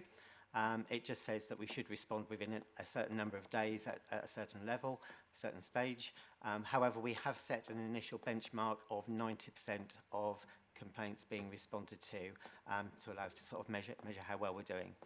So we have seen a slight reduction there. So corporate stage 1 is just below that, 86%. Adults are at 78% on stage 1. Children's are at 77%, whilst corporate stage 2 is at 95%, so slightly above target. Emerging issues. we've discussed it earlier today, so AI is being used within complaints. We've seen a growing number of complaints where AI-generated content has been used. It often makes it more complex for us. It covers multiple issues. On occasion, also, it results in wrongly quoted legislation being used as evidence to be able to put a complaint forward. And we have had quite a lot of discussion with regional authorities in respect of this. They're in the same position as us. They're experiencing higher levels of complaints being used via AI. And what we're doing about it is we are developing further guidance to go on our website together with colleagues in information assurance that provides more clarity around you can use AI to draft a complaint. However, when you do submit it, make sure that you're asking it to get the response that you need to be able to do it, and obviously try to be as simple as you can in submitting that complaint using plain language. We'll be updating our complaints policy to reflect that as well, and also our complaints team are now actively using AI itself to be able to receive a complaint, analyse it and understand what it's asking us to do, so they will then respond to the complainant, getting them to clarify that's what they want. Service areas of note, children's services, 402 complaints, increased by 26%. 105 were statutory complaints, so relating to social care, and that's 2.6% of all open social care cases that we have. You'll see in the report the issue we've added some information regarding SEND cases, so there were 148 complaints in respect of SEND, although that does only represent 1.52% of all open SEND cases. So again, we have sort of discussed this briefly this morning. The increase in SEND complaints and ombudsman referrals reflects the national SEND pressures that we have, rising parental challenge, and greater awareness of redress routes, and the fact that some families are using more than one channel to be able to get a solution or response in respect of the support for their child. So we know that SEND families are increasingly aware of their rights to challenge decisions through mediation, tribunal, complaint and the ombudsman. So they have a range of different options that they can seek solution or resolution from. Whilst adult care have received 245 complaints, they've only seen a modest increase of only 4% up to 20% of all our complaints we've received. They have a slightly higher proportion of upheld complaints, mainly driven by communication issues and delays. However, again, this only reflects a total of 0.51% of all open adult care cases that we have ongoing at the time. So similar to the escalations, the main reasons for complaints relate to the challenges on assessment for care and advice, communication delays, followed by issues with service delivery and delays, which accounted for nearly 2/3 of all adults' complaints. Across place services, we have seen some positive improvements with regards to complaints. We've had reductions in volumes in a number of key areas. Highways complaints have reduced overall during the course of the year, despite seasonal pressures and increased demand in winter months. And as you'll see from the data, the total number of complaints there relates to about 0.65% of all Fix My Street reports in comparison to the volume of activity that we do around highways, etc. Transport services have seen a steady decline in complaints, reflecting improvements in process and service delivery, whilst communities, so that's sort of environmental and waste. Waste is obviously sort of the main area within communities, but we have seen further reductions there, and there has been a lot of proactive management working with waste services on their complaints to try to improve the way that we provide services. As you'd expect, probably in waste, because it's sort of a customer-facing service, most of the complaints there relate to how people are treated and behaviours of certain individuals. So there has been, as I say, improvements through the use of complaint data and obviously driving the service to improve that customer experience. So across the board, cross-cutting themes, the common issues are around delays in service delivery, poor communication and decision-making across services. So mostly operational type activities as opposed to policy-based complaints. Learning-wise, lots of improvements put in regarding communication quality, timeliness, making sure that we're clearer regarding our decision making, which will all be critical to reducing future complaints and escalations, and also practice and behaviours as well, making sure that we address those as and when they occur. So the recommendations for the annual report are around improving communication and timeliness of responses, strengthening performance and oversight. So we have had some discussions with colleagues in HR with regards to training.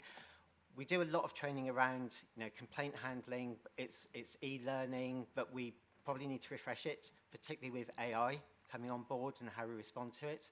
So we've got a meeting within the next month with colleagues in learning and development with regards to how we can strengthen our training both in induction processes and within sort of our management cohort as well, because they tend to be the ones who respond to complaints.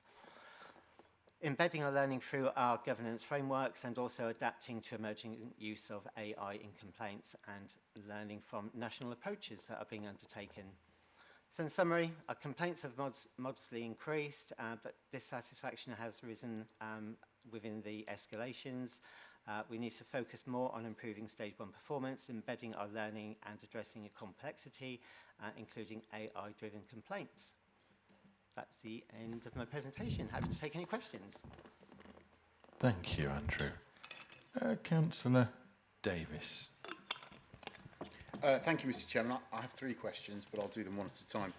Firstly, thank you very much for a comprehensive report. I thought your explanation was brilliant, really useful. I mean, we're going to end up in a world where we've got AI complaining to another AI. Nobody's any the wiser.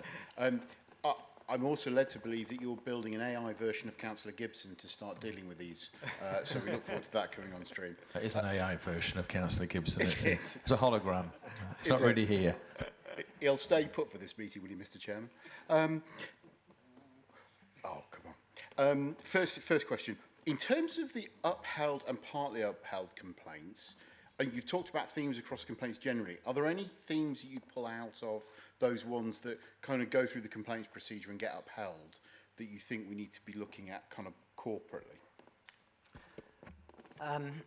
Okay, so we currently report on upheld, partly upheld, and not upheld. The code says it should just be upheld, so we've sort of put upheld and partly held together. It varies depending on the directorate as to what the sort of key areas are, but most of it is around that timeliness of response, keeping people informed around what's happening. That communication is always an area that comes out of every annual complaints report that we have. So I think we just need to obviously try to improve the way that we are sort of keeping people up to date with what's happening with regards to whatever they've raised or what service they're being applied for. And I think probably as also said, when people raise a complaint, we probably just need to be a bit better explaining why in easy to understand terms as well. We may tend to use jargon quite a lot, which our customer really doesn't understand. So what we're trying to do is when those complaints come through, we will go through those and we will say, yeah, it's got wording in it that people wouldn't really understand. Can you explain that? So we are sort of trying to challenge that aspect so that when people receive their stage 1, they get it and they understand why. Yeah? Would you like to come back, Councillor Davis? I have 2 more questions, but I'll do them at your discretion, Mr. Chairman. Thanks. Councillor Hume. Thank you, Chairman.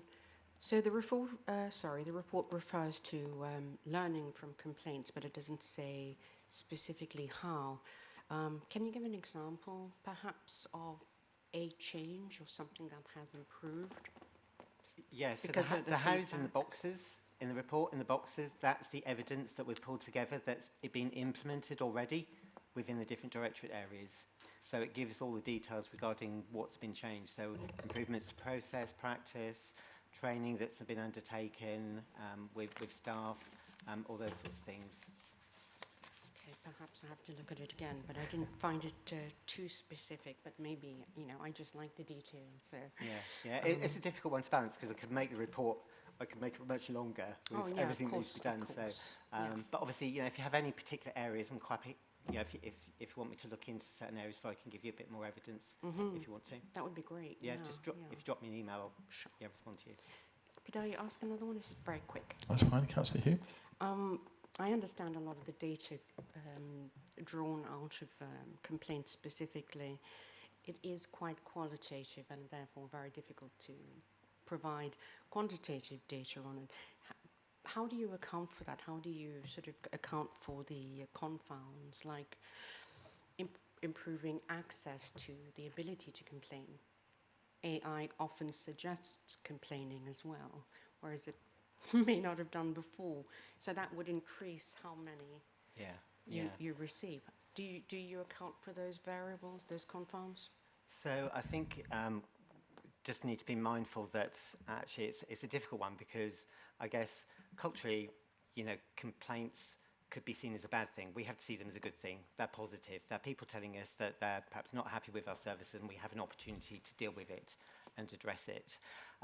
So the Ombudsman is very, you know, focused around the more people complain, the better, because people feel that they're getting the services that they design. So our policies around it being accessible, so people can complain over the phone, they can, you know, send it via the portal to us, they can do it in writing, so it has to be accessible to anybody to be able to complain.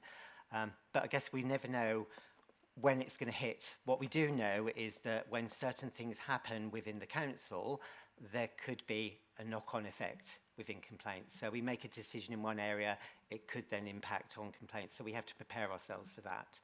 So we are mindful of activities that go on across the council that could ultimately result in that sort of complaint happening. Mm-hmm. So basically my question was around, do you account for those confounds when you do your reporting on the data? So for example, you know, the number of complaints has increased. Is that primarily because things are worse, or is it partly that, or is it partly because it's much more accessible now? I think probably of last year it's been because people are more aware that they can complain and make complaints. As you know, media is very much pushing for people to, you know, if you're not happy, raise a complaint. And I think culturally what we have tried to implement is a culture where we're not scared of those complaints. So colleagues, you know, who are providing services, if they do come across someone who isn't happy, they will say, you do have the right to raise a complaint. Yeah. Hayley, would you like to come in? Yeah, thank you, Chair. Thank you, Councillor Hume. I just wanted to go back to your point on some specific examples. So to give just a couple of examples, just to bring it to life, I think one of the things working with our colleagues we recognised is the timeliness of complaints and possible delays that people were saying in coming back to them. And usually people complain when they don't feel heard or they don't feel listened to, and they feel that that's the only way then to get what they want to say across. So one of the things that we changed in support from our colleagues was, as soon as we receive a complaint, rather than waiting for the 15 days, 20 days to respond, just pick up the phone and have a conversation with somebody to let them know, actually, I've got your complaint, I'll keep you updated, we'll talk you through everything. And actually people were really happy with that people are connected, and sometimes withdrew the complaint because we were able to resolve the issue there and then. I think another one, again relating to timescales where we've been able to implement changes, is the focus from a strategic leadership perspective on where complaints are up to and the deadlines and how informed we're keeping people. So within services, we're monitoring them on a monthly basis rather than waiting for them to be escalated. So we have more of a robust oversight, but also making sure that people are being kept up to date in a timely way as well. So just two examples there. Thank you. Thank you. Andy Gutherson, you also like to... Yeah, similarly to Hayley, there is some of the detail in the report, but if you look at some of the experiences that we've had at our waste sites, most of those are external contractors, and a fair amount of the proportion of complaints relate to behaviour and the interaction. So we've introduced more training in terms of what you would expect to be the interface, because there are the contractors, we're having to go that extra mile to get them to actually address that. And one of the things in the highways sort of area is obviously there's a heavy reliance on the Fix My Street system, and some of the automated responses in that have not always been entirely fit for purpose. So we're doing a lot more work to actually make sure with the supplier of that system that that is updated, and a little bit more ownership of actually making sure that we're taking oversight of that. So again, hopefully reducing the number of complaints that are down to the systems. Thank you, Andy. Councillor Hill. Yes, I mean, on that, Fix My Street is a problem because I get lots of complaints, and it's the terminology that is used. And to be fair, some of the responses from the highways people as well. So I'm pleased there is some work being on to clarify, because I'm sure that will get rid of a lot of complaints. You know, for example, issue resolved, what it really means is that somebody's planned to go and fix it. And people mean that as well, you're not going to do anything about it. I think there's two quite, well, first of all, I think complaints, genuine complaints, should be welcomed as a learning exercise for an organisation, I suppose. But there are two questions. First of all, in the light, it's not just AI, that there are pressure groups. I think SEND is a classic example where people are advised how to use the complaint system to put pressure on an organisation to change its policy. So I suppose even though we have a 50% rejection rate, are we sure that we are being robust enough to say, well, because you don't like the policy is not a reason to make a complaint, and sorry, that's it. So, because it's easy, because people are quite clever at trying to use it. So are we as tough as we possibly could be in that? And the second thing is in terms of lessons learned, which is for those complaints where actually the organisation, I think Fix My Streets, a really good example. I suppose what I was looking for was a more sort of organised way of lessons learned, which I think, although, and I see you can have a conversation with a member of staff or contractor who's been rude, that's easy, but sometimes complaints bring up stuff which needs resolving. So how organised is this? Are we just relying on directs to say that? And I could just say this has been a very thorough report, very thoroughly explained. I think all the reports today have been very good, which is probably why we're having a very amenable meeting. But I have to say that a curate's egg, there are some reports, because I watch other scrutiny meetings, which are not so good and questions aren't answered. So I think in terms of the scrutiny process, and I'll probably refer to this later on in the meeting, we probably need to make sure the reports are probably as comprehensive and introduced as comprehensively of the ones we've had today. But those are my specific questions to the complaints issues. Thank you, Councillor Hill. Anybody like to come back on that? Okay. Okay. So Heather will cover SEND, but I'll just cover generally. So I think escalations, when you go from a 1 to a 3, as I said, code is really clear on what you can. I think we have been really robust in the past, and we probably have been over robust, perhaps in some cases, which is why I think also there's been a slight increase in the numbers.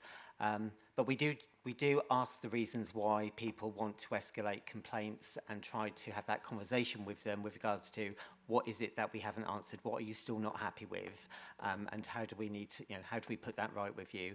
So I think we probably are quite robust in respect of how we deal with those types of escalations. And we have got a new complaints manager that's due to start with us very shortly in a couple of weeks' time.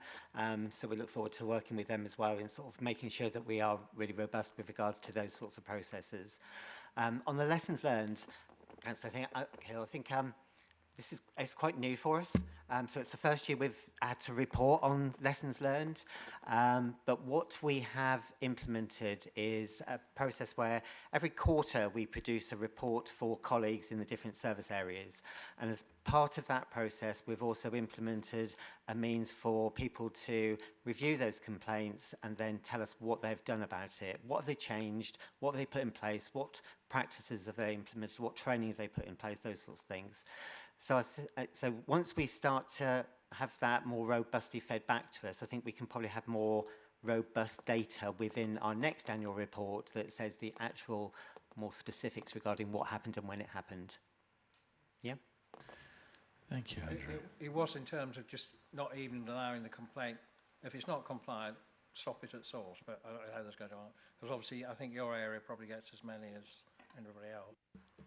Yes, thank you, Councillor Hill. And I think we do get as many as everybody else, and I think we also, as you've said, get those organised complaints, which can be really time-consuming for officers, and I think that can be really difficult. So the problem is, in order to reach a decision that you're not going to process as a complaint, you have to go through that complaint really well and understand it, because you don't want to miss the genuine complaints within there. So I think we are doing that, and I think we are doing work to look at where we can push back and where we can group complaints. So what we've done this year, because the send complaints have become particularly organised, and the reality is that you're right, that masks some of the cases where we need to do something different and we need to address it. So we've introduced a send complaints manager who is really looking for that coordination, that we're just trialling that for a year to see if that takes that time-consuming bit away from caseworkers and team managers, but also allows us to get a more strategic view across the piece of, oh, we've had this same complaint come into every area now. Actually, we can look at how we deal with that one differently. So I think we are continuing to respond to the pressure and continuing to respond to the automation within that. And I think that, as Andy says, that'll be an ongoing learning curve for us. And in terms of the lessons learned, I think Andy's covered that, but we do take that really seriously, particularly where we get those statutory complaints and they're upheld, and we report on those as well. Thank you, Heather. Andrew, when people make complaints online, is there a tick box to say, and ask the question, it may be worth adding an extra tick box to say, have you used an AI device to help you out? I had a complaint that was absolutely, well, complaint, it was more of a letter from a resident that was blatantly, obviously done by AI. I think there's been other ones that I've had that I've forwarded on to highways. The amount of content on it proves it was. Is it worth trying to monitor that by asking they haven't got to say yes, but would it be worth adding that as an extra tick box? Okay, so I think you're right. We know when we get a complaint that it's being compiled by AI. You can tell by the way that it's worded. Whether we can ask a question up front. Certainly we can provide guidance on the website when they submit it, saying if you are using AI, you need to be mindful of what it's asking us to do. But the code does also specifically say, and the Ombudsman has been really clear, that irrespective of whether someone's used AI or not, you still treat it as a complaint. You can't refuse to treat it as a complaint. But I guess, yes, we could look at having some sort of declaration as to whether people have done it via the website when they submit it. I mean, they don't always come through the website. Sometimes they'll just email direct, or they'll come by phone. But if you're by phone, it's not going to be via AI. But yeah, it's something we can have a look at. Something we can reflect on, isn't it? Mm-hmm. We need to look at the pros and cons of that, and we can reflect on it. Yeah, thanks. Thank you. Councillor Findlay. Yeah, thank you. There's not really a lot left to say, really, after what I want to ask. But when you look at the complaints point of view, and you were saying how you use the complaints to help improve certain services, I was thinking about how significant is it? Because obviously we spoke earlier on about, we know that Fix My Street sometimes can play a big part in getting things wrong. But from a lot of the complaints come through highways, and yet they don't really come from a lot of complaints. People always moan about the like highway side of things, but when you look at the figures, it's relatively low. And then you look at the investment side of things, how much has gone into send, and yet the complaints are high. So my point is, but how significant is it from a concentration point of view? Because obviously you're putting more and more into send, and you're getting higher complaints, even though historically it's relatively low, the complaints, it's slightly higher. So these complaints, have you made it easier for people to complain, i.e. get it out there? Because obviously this is valuable information technically, as much as you don't want to hear complaints, it's valuable information. So my point is that the more you can put it out there that people are available to complain, the more you can learn to keep those figures down. So just a couple of points of, that you can maybe help me with. Heather. Thank you. Thanks very much for the question. So yes, I think we do need to make it accessible, and I think you're right, we need to be ready to learn from that. I think if you look at the figures though, we're looking at 1.5% of SEND, we're looking at 2.6% of the children's statutory complaints. I do think people are much more motivated to complain when it affects them as personally as the interventions we do in children's lives. I think people do complain and are likely to be much more vocal about highways with councillors, with their colleagues, and with the highways team. But to be motivated to do that the complaints that we get, it's because people care passionately about getting things right for their own individual child, and I think it's important that we hear that. I think the adults' cases represented around 0.5% of their open cases. So it is right and proper that we are discussing this so seriously today, and as Councillor Hill says, that we've got a detailed report and we're having a debate. We need to remember there's a huge amount of people who aren't complaining. So when we do lessons learned and we change things, we need to make sure that in responding to the 2% or the 0.5%, we're not making things less satisfactory for the people who haven't complained and who have used those services. So I think you're right, we do make it accessible, we need to keep doing it. I think we will expect higher complaints in SEND because we can follow all our policies and parents cannot like the outcome, which is understandable if the outcome doesn't go the way that they want it to go for their child, and we have to accept that we'll get complaints and have to justify that. We've also got the national context, we've got the shortage of specialist provision. So the money that we're investing, you're absolutely right, is to continue to expand our place provision. It's to continue to have a mixture of placement availability, and then the national changes that are coming in will change it as well. And I think that we are probably likely to see a heightened level of SEND dissatisfaction in the system while we move through that into a new place. Thank you. Thank you, Heather. Councillor Collier. Thank you, Chair. Thank you. I was just thinking, people, all of us are the same. We're quick to complain, but we don't do the thanking sometimes, do we? I had an incident recently, but I won't go into that. But the company thought I'd phoned up to complain, and I'd actually phoned up to thank them. They were surprised. So, yeah, I think. So, going back to staff rudeness, I'm thinking about frontline staff here. Those are working directly with the public, either on the phone or reception areas. I have witnessed twice, and I won't go into details, a quite rude behaviour by the staff member to a resident that was in front of me saying about something very calmly.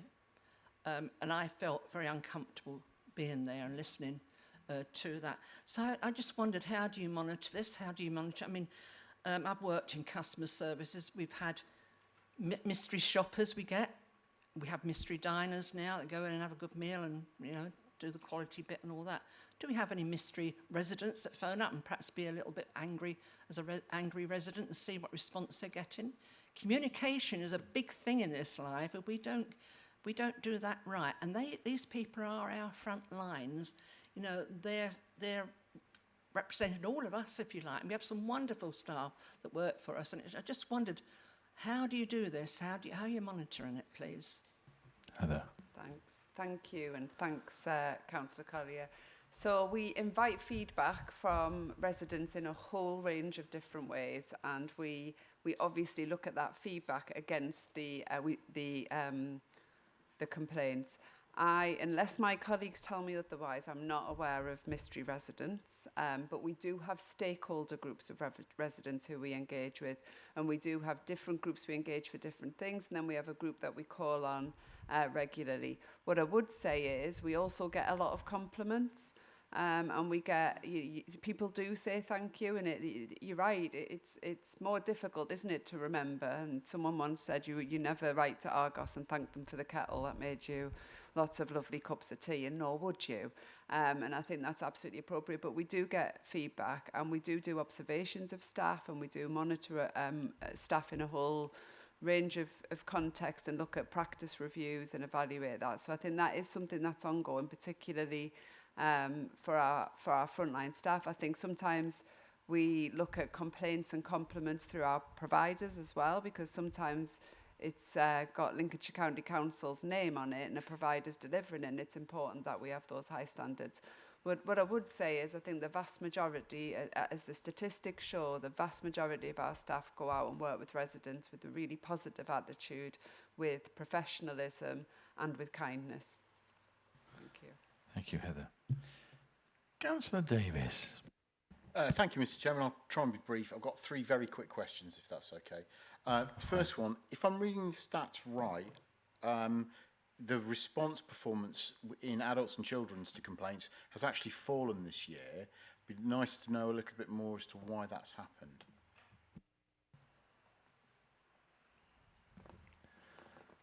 Councillor, which figures are you referring to? Oh, you're going to maybe look at the paper now, aren't you? I was just on my notes. If you look at the adults and children's sections, the delay seems to have gone up in responding. I may be misreading within the report. the KPIs? Yes. Yeah. I can't find the page now. Yes. I am sorry. Yes, it's on 204 in the table. Do you mean those ones around the KPI performance on stage 1, stage 2 responses? Yes. Yeah. I think that's, I think it's just due to the volumes of complaints that are coming through, the increased complexity. We are finding that, it does take longer to respond to complaints where they are more complex, because it needs to have more investigation undertaken with it. So bear in mind that, that's only within, we have to respond within 10 days.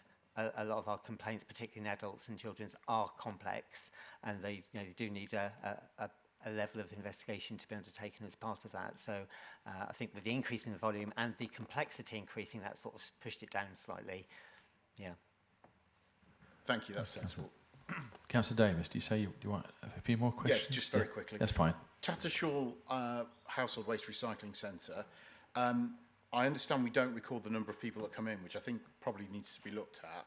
I would say that the numbers aren't complaints per tonne, they're complaints per 1,000 tonne. Might be, I think, if I'm reading it. But I wonder why Tattershall's so much higher than the others. Is there a specific issue? I know it's only 3 or 4, but what's the background to that, please? I don't know if Andy wants to pick that one up. Andy? I don't know if there's a scientific answer. As you say, the sort of numbers are relatively small, but if you recall, that is the one site that we are managing directly ourselves. It could be that it's that learning curve of the council actually operating a facility rather than doing it through a contractor. We did it as a trial on the basis of being able to compare, and obviously at the end of that trial period, we'll take a view as to whether it's a model that we feel should then be rolled out to others, or whether actually relying on contractors is the right way. It's the most recent of our sites that we've opened, of course. Thank you. And finally, I just wonder, is there any point at which during this process you invite the complainor to communicate with their local county councillor? So when they submit the complaints, they can ask if they want it to be declared to their county councillor as well, or their councillor. So they do have the opportunity to raise that complaint with the councillor if they wish to. Do many take up that option? I'm not aware. I don't think so. I don't think a lot do. I think most will try to go through the corporate process first. We do see a number of complaints where they are sending it to a number of different people, as you know, and then they depending on how frequent that is, whether they then follow a different process with regards to nuisance complainants or vexatious complainants. That's a different process that we have to follow. But we obviously what we try to encourage is everybody to come through the customer relations team so we can manage the complaint on behalf of themselves so that we can then contact relevant people. Yeah. Personally, Mr. Chairman, I think members ought to be pushed, because I'd like to know, I'm sure you would, I'm sure colleagues would, if there's somebody complaining, one of your residents complaining about something, I have a suspicion, particularly if they then escalate it, you'd probably want to know, because if one person's gone to the trouble over a pothole, for example, of getting stuck in over it, guarantee there's another 20 people who kind of gave up and didn't care too much. So I think we ought to look at that. Thanks, Councillor Davis. I actually think it might not be a bad idea. I get a lot of emails copied in, which is good. Heather. Can I just say, I think we need to think really carefully about that. So complainants don't give us permission to share it with councillors. Some complainants wouldn't want the details shared. So this is a corporate policy. I think what you're saying is... Can I just come in there? You can. I'm, with the greatest of respect, I remember having this argument with legal some years ago. I'm not sure what you said there is true, because we are the body corporate, the body corpus of the council. If somebody is writing to us, then technically they are writing to the group of people that sits in here 5 or 6 times a year. You are, again, with the greatest of respect, you are officers working on our behalf. The instances where we aren't to know something, you know, David is in the room, is tiny. I think it's and I remember having this over highways when people were MPs' letters were being sent in, and there was a lot of toing and froing with the ICO at the time. And I think, much to the chagrin of and it wasn't Andy, one of his predecessors, and I actually did buy a T-shirt. I was right, and we did push it that actually, if a member of the public writes to the county council to complain something, it is entirely appropriate and normal for the member concerned to be told. And I think, Councillor Davies, that's why I think we need to go away and think about it. So I think we do need to go away and think about it. David is in the room. I think there are different levels of personal detail that go into complaints. And GDPR would restrict who I send it to within my team without getting consent as well. So I think that there are that's why I think we need to go away and think about it. It's not something we could look at now. I think we need to agree to now. Sorry, I think it's something we need to go away and look at. I'm not suggesting it's impossible. I'm suggesting we'd need some safeguards around it. Thank you, Heather. I think there may have been some changes with GDPR since we left the European Union as well. It's now UK GDPR. So it's probably worth us looking into it. Thank you. Councillor French. Thank you, Chair. Wouldn't be an OSMB without some discussion about AI. Going back to your point earlier, would it be possible to potentially tell a little white lie on the website, because as it stands it says we're happy to have AI in your complaints, but what if it said no AI, just don't give us anything AI, as a way of discouraging people, and then actually still taking any complaints that do use AI, but just as a way of discouraging AI. Okay, so the Ombudsman is really clear we can't do that. So they've provided guidance that says that customers can choose to use AI, and if they submit a complaint with AI, we have to accept it. So we can't. Still accept it, but just on the website, don't ask for it. Absolutely still accept it. No, I don't think we can. No. Thank you, Councillor French. I think we probably ought to keep it as it is. Right, Councillor Hume. Thank you, Chairman. In relation to the positive feedback you receive, do you have a system in place to disseminate that to staff so that they can see, the good stuff as well as the stuff that needs to be worked on? Yeah, we have both formal and informal systems in place to get that feedback to them, and they do love to receive it. Thank you. Thank you. Any further questions? Okay. Thank you for your questions and comments. This now concludes the discussion of this item.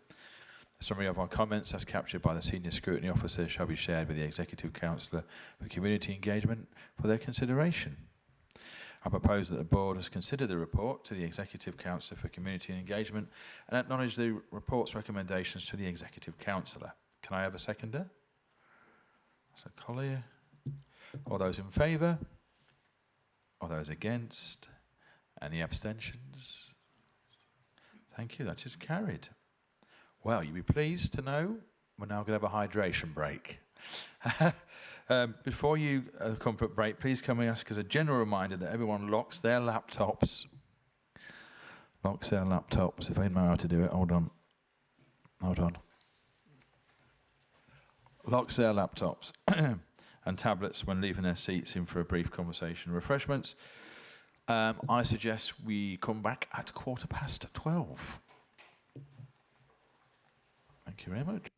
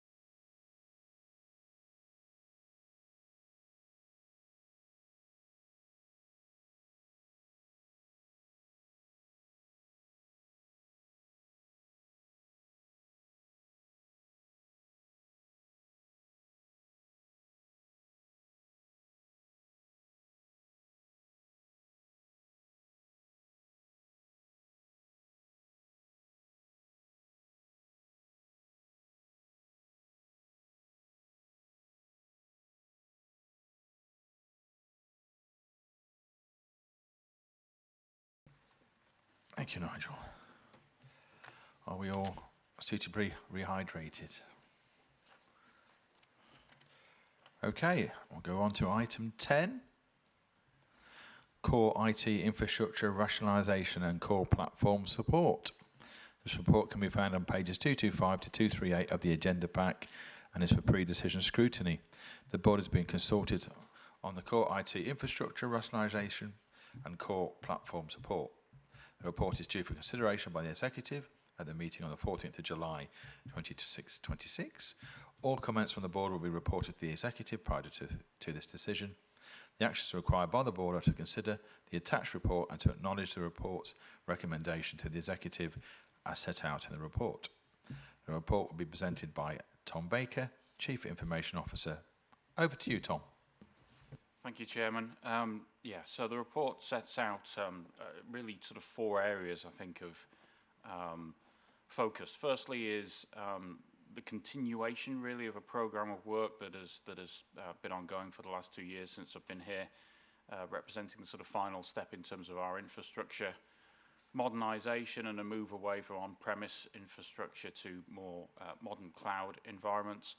Second area of focus is as we move past now the infrastructure remediation, some of the cyber programs that I've spoken about, focusing on license and support costs, not just in the context of individual licenses, but starting to look at the organisation's application landscape with a view of doing two things really, focusing on eradication of duplication, making sure that our applications are part of an environment that allows communication between them, and removing additional costs.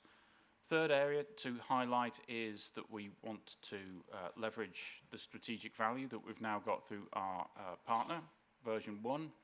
And the fourth area really hopefully that the report picks up on is delivery against our medium-term financial planning obligations and undertaking work this year to allow us to hit our targets next. So if I run through the report, we are looking to replace our storage area network, which reaches end of life this year, which means it'll be unsupported by the vendor. There will be challenges with respect to security, patching, and as a result of that, there will be increased risks from a cyber standpoint. If we were to replace this system, which effectively is a giant storage array where we store documents and information associated with applications, there would be a capital investment cost of 1.3 million. We want to defray that and move this environment to the cloud, which is more resilient, more secure, operates in enterprise class data center environments, and the report brings that forwards. In terms of licenses, cost and complexity, like I've said, we've grown and evolved our licenses and application estate over many years in the council, and that's meant that we have some fragmentation across multiple platforms. We have some level of duplication, and we have some level of overlap. What we're looking to do through this report is to further consolidate on a strategic application base. This will mean two things. Firstly, that we pay less for licenses. Secondly, that we've got a set of systems that communicate together. Key area where this will be of value to the organisation and to citizens will be to ensure that we can effectively join up some of our channel strategy, allowing us to understand more with respect to how people contact us, whether that's using the website, whether that's face-to-face, or whether that is indeed through the customer contact centre. We're also looking to optimise licence arrangements. So within the detail that underpins this report, there's a set of activities that will allow us to buy lower cost licenses. In some instances, we've also leveraged the version 1 contract to do a full asset assessment, and we will no longer pay for some licenses that we have not been using. In terms of version 1, the contract was set out and structured in a number of ways, and you'll remember that I've spoken about items such as the evergreening concept, which allows us to be confident that our assets will be replaced and upgraded in line with vendor support arrangements. But also we have a couple of new services that were not in the previous provision. Firstly is software asset management that allows us to be more active in terms of management and optimization of licenses. And the second is a FinOps capability, which allows us to continually assess the use of technology, mainly cloud capability, to ensure that we are identifying inefficiencies, we're not paying for cloud compute that we don't use, and that there is a constant process of bringing forward opportunities to lower those costs. This proposal represents the first analysis that we've undertaken since version 1 have come on board through that transitionary process that was successfully completed in November of last year, where we've assessed that the infrastructure that we've got, licenses and underlying support model, and we've identified duplication and some cost drivers here. So going further forwards from a licensing perspective, we'll consolidate onto fewer strategic platforms, notably within the Microsoft portfolio. We'll optimize through the software asset management capability, and we'll move from a fragmented support model to a standardized support model, again focused on the strategic intent of the version 1 contracts, reducing reliance on legacy support and increasing the integration of modern and automation and management capabilities that, again, we are leveraging from version 1. So we're moving from a position historically where we have passively carried cost to a very much proactive position where we're looking to manage and reduce costs and license use over time. In terms of the financial case, there is implementation costs to move away from the storage area network that are split over years 1 and 2, totaling around 1.3 million. Savings are derived throughout the course of the business case set out through license and support cost reductions. So we're looking to avoid £1.3 million worth of capital through this. We're looking at £3.9 million worth of gross savings, with a net of £2.6 million as a result of the investment needed to move to this position. So over years 1 and 2, we'll see investment and transition to this new model and finalise our transition to this modern environment. From years 2, 3 onwards, we'll recognise benefit associated with this. This plays into our medium-term financial planning process, and myself and the management team, cognizant that there is opportunities in this space set out in conjunction with colleagues in finance through the planning process, a reduction in IT spend for licenses of 400,000. This proposal exceeds that target to the tune of £600,000 over the contract term. It's worth picking up on cyber security, as we've talked about that today. We will move again to a position where we are operating a fully evergreen estate as part of this and removing the storage area network. This work is in conjunction with and builds on the work that we've done in terms of laptop refresh, the move to device management as a service, the ongoing work which is nearing completion with respect to the rollout of Wi-Fi across the estate. We now have new Wi-Fi implementations at 115 of our sites, nearing and will complete the 170 by September.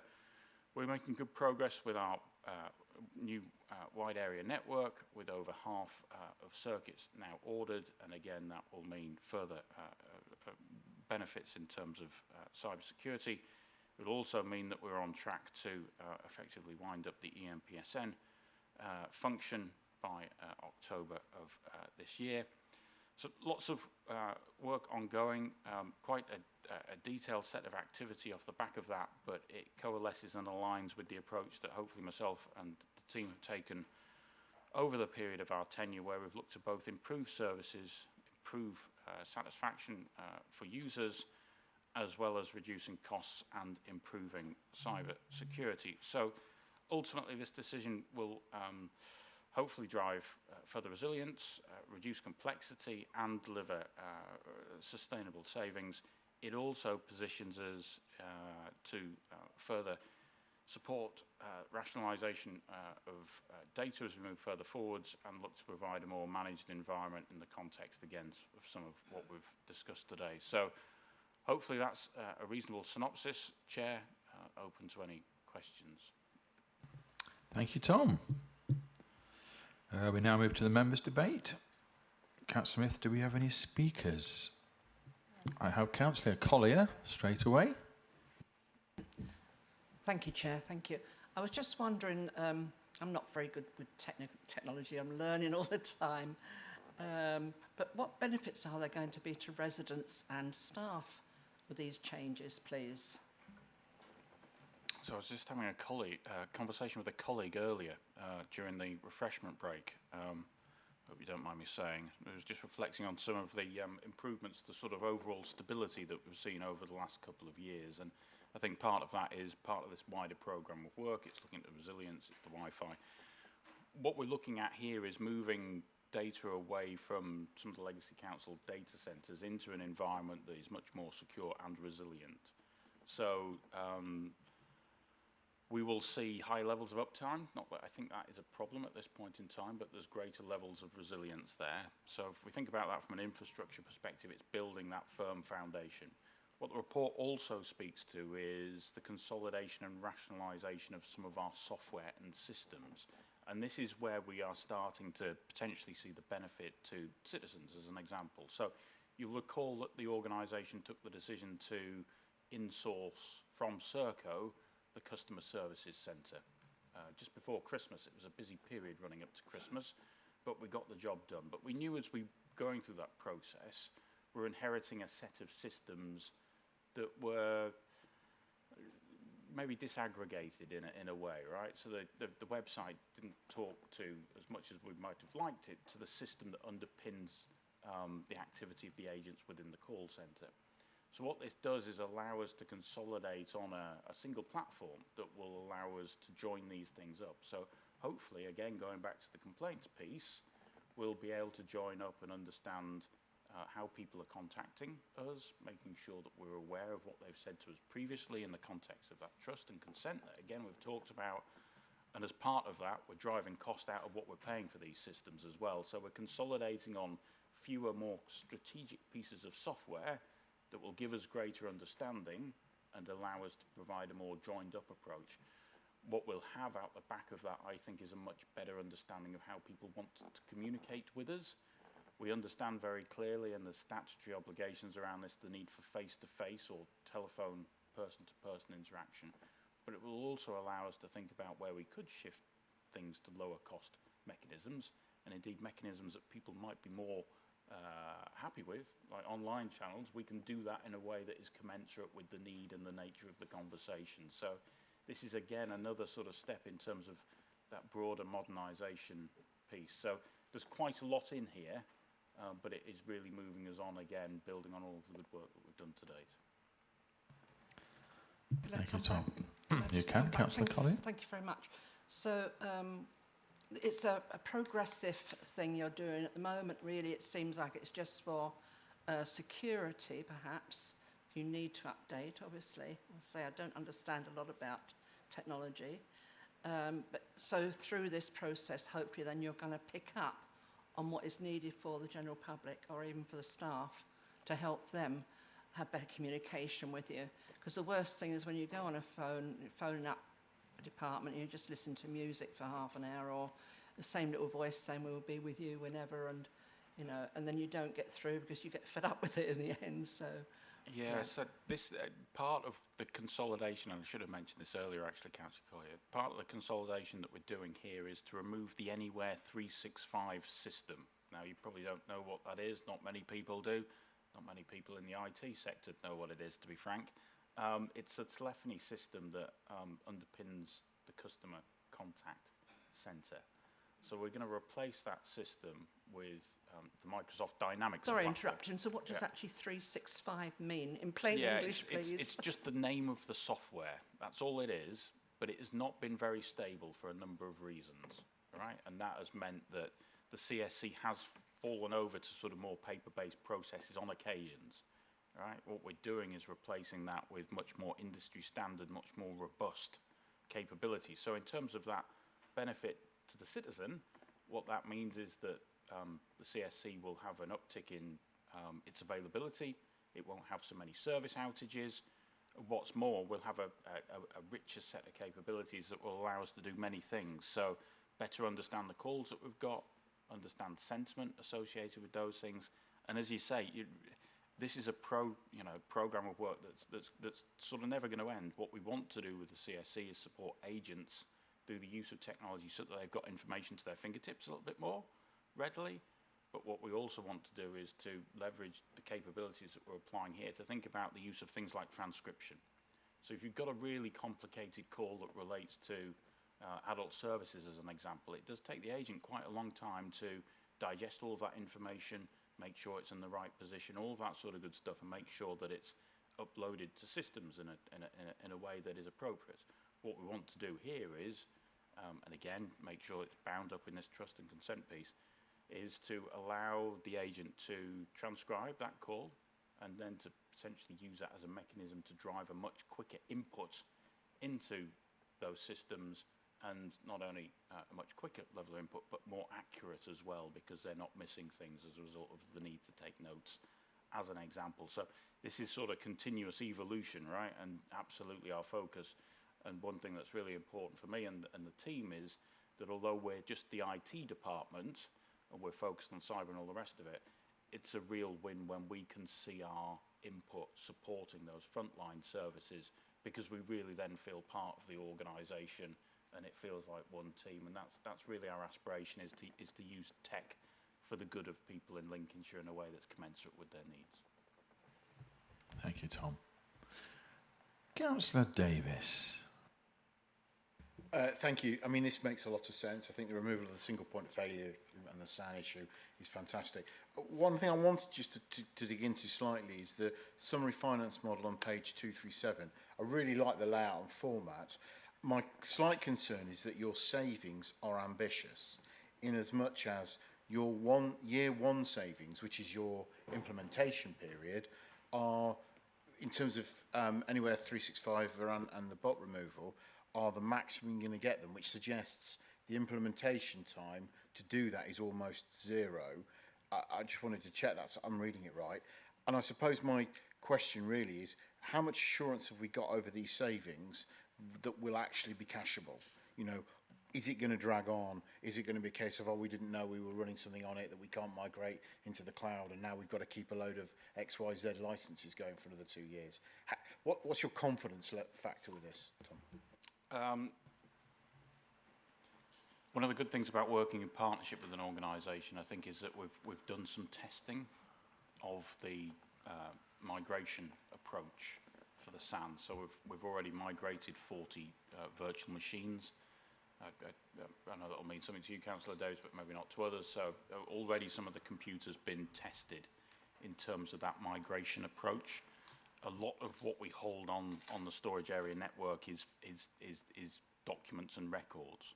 So some 60 terabytes, so around 70 million documents, which is quite significant. But that, because we know that is such a large portion of what is on there, we're confident that that move can take place.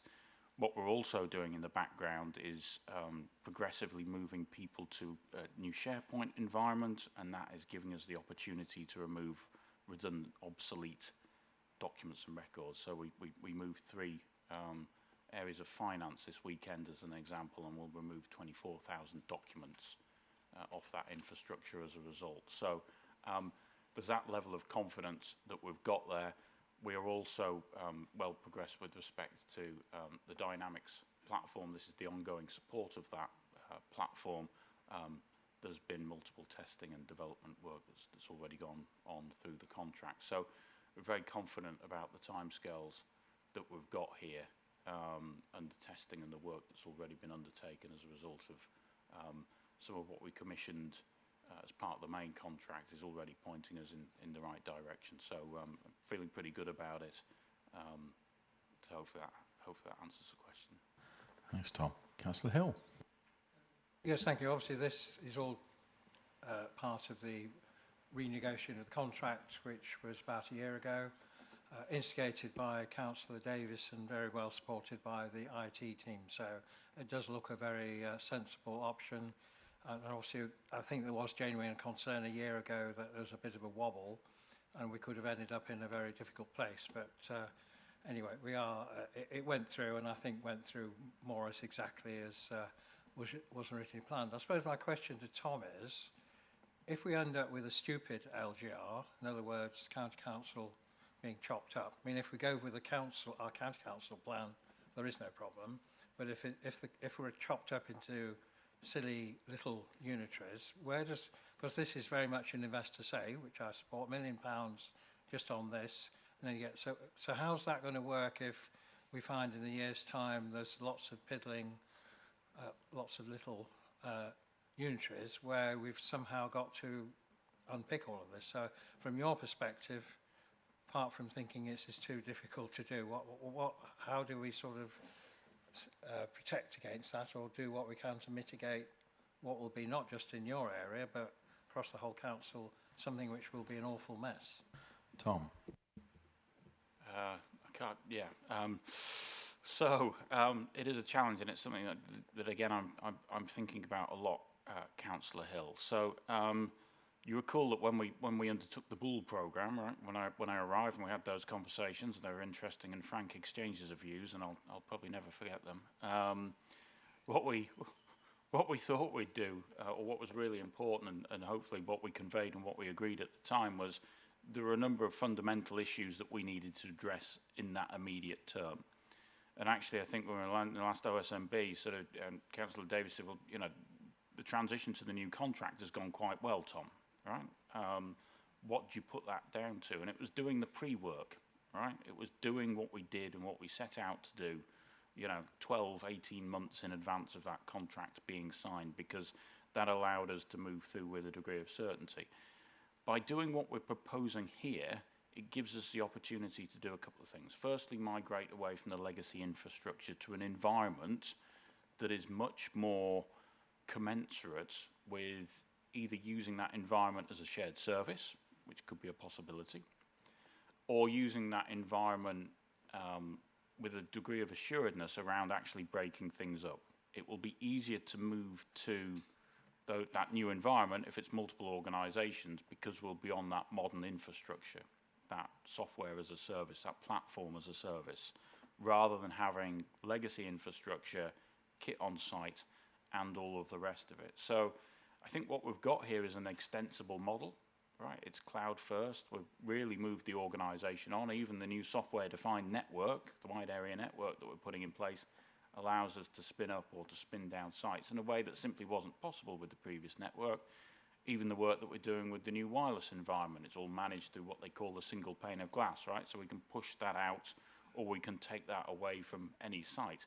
What we've got here, again, is something that could be potentially either used as a shared platform over a period of time to allow that disaggregation to take place, or something that could be leveraged in a longer term environment to save costs for potentially multiple organisations. So for me, it really sort of future-proofs us, irrespective of what the outcome of LGR is. Now, running alongside that, the work that we're doing with SharePoint is also, I think, a really important prerequisite to get to the point where we can approach LGR.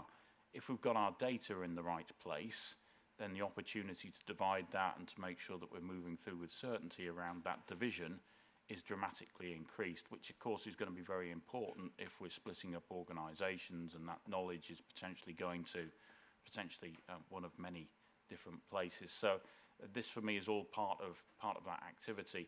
And if it never happens, then actually we're in a much better place from a cyber and all of the rest of it. Thank you, Tom. Can I ask a question? Do you know what other systems the district councils use? Yes, I do. They use a range of different platforms. Mostly it's sort of Microsoft provision, as you would suggest or expect. I think what's interesting is if you take the Customer Service Centre, for example, we provide out-of-hours support for 5 district councils at this point in time. So there's already sort of elements of sharing going on. Myself and the team have done the analysis around some of the system base they're using, and there is some good partnership working there in terms of sharing information to allow us to understand what we need to do going further forwards. The whole process of LGR, and I think, you know, if you look at what's happening elsewhere, it takes place over several years, but there's this real focus and this real need to be safe and legal on day one. Now, for me, there is an opportunity to think about the sort of identity piece, the federation between networks, a common cybersecurity model that will underpin a lot of what we want to do going further forwards.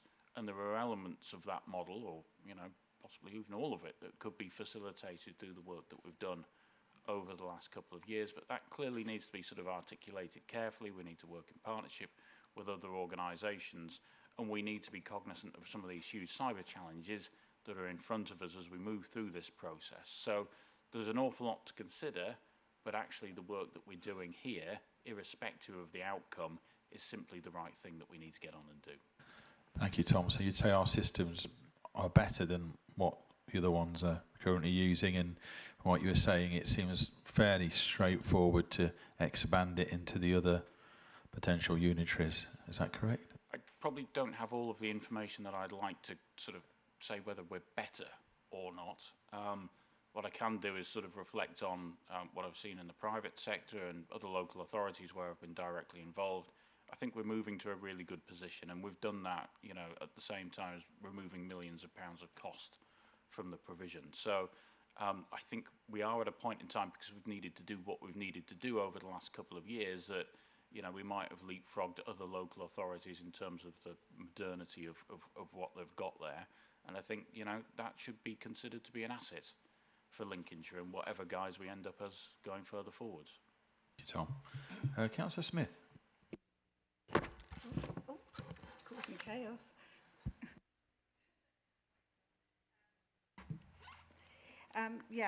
We moved away from Serco in November 25, and IT is now going to be a better model on cloud and using Microsoft less, which is obviously good news. But will this offer now better scrutiny of the system moving forward? Thank you. So there's many different facets, I think, to the version 1 contract against where we were with Serco. It's a contract that's more reflective of sort of modern technologies. So if we're thinking about sort of scrutiny and use of systems, then clearly, you know, we've got to be careful not to be sort of spying on people, and we would never do that, of course. But what is of interest to me and the team is the performance of our laptops, as an example. So we have new software that runs on those devices that allows us to understand things like, historically we might have just replaced laptops after 4 or 5 years. But now actually we can understand the performance of the device and say, well, actually we think it's good for another 12 months. Let's not do anything with it. Let's not make that investment, or we might get to a point where we've got particular users doing particular things that are having that real impact on the process within the device, and we can step back and say, well, actually, you know, we think you need a higher performance device because that is reflective of the role that you do. I'll give you a couple of examples. We, again, through David's policies, right, we instruct people to save information to OneDrive, right? And then when it is a corporate document, to promote that into the SharePoint environment. We found a couple of users that have been storing an awful lot of data on their device, and we've been able to actually pick up the phone to them and say, we think it's making your device run slowly. Well, we know it's making your device run slowly. You know, this is what you should do about it, right? And we've got on and done it. Silly things like just doing the sort of power cycling of your device.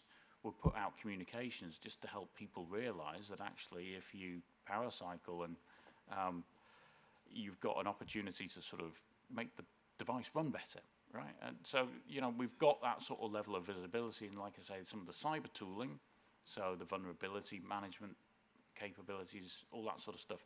We've got much more visibility of the infrastructure now than we ever had.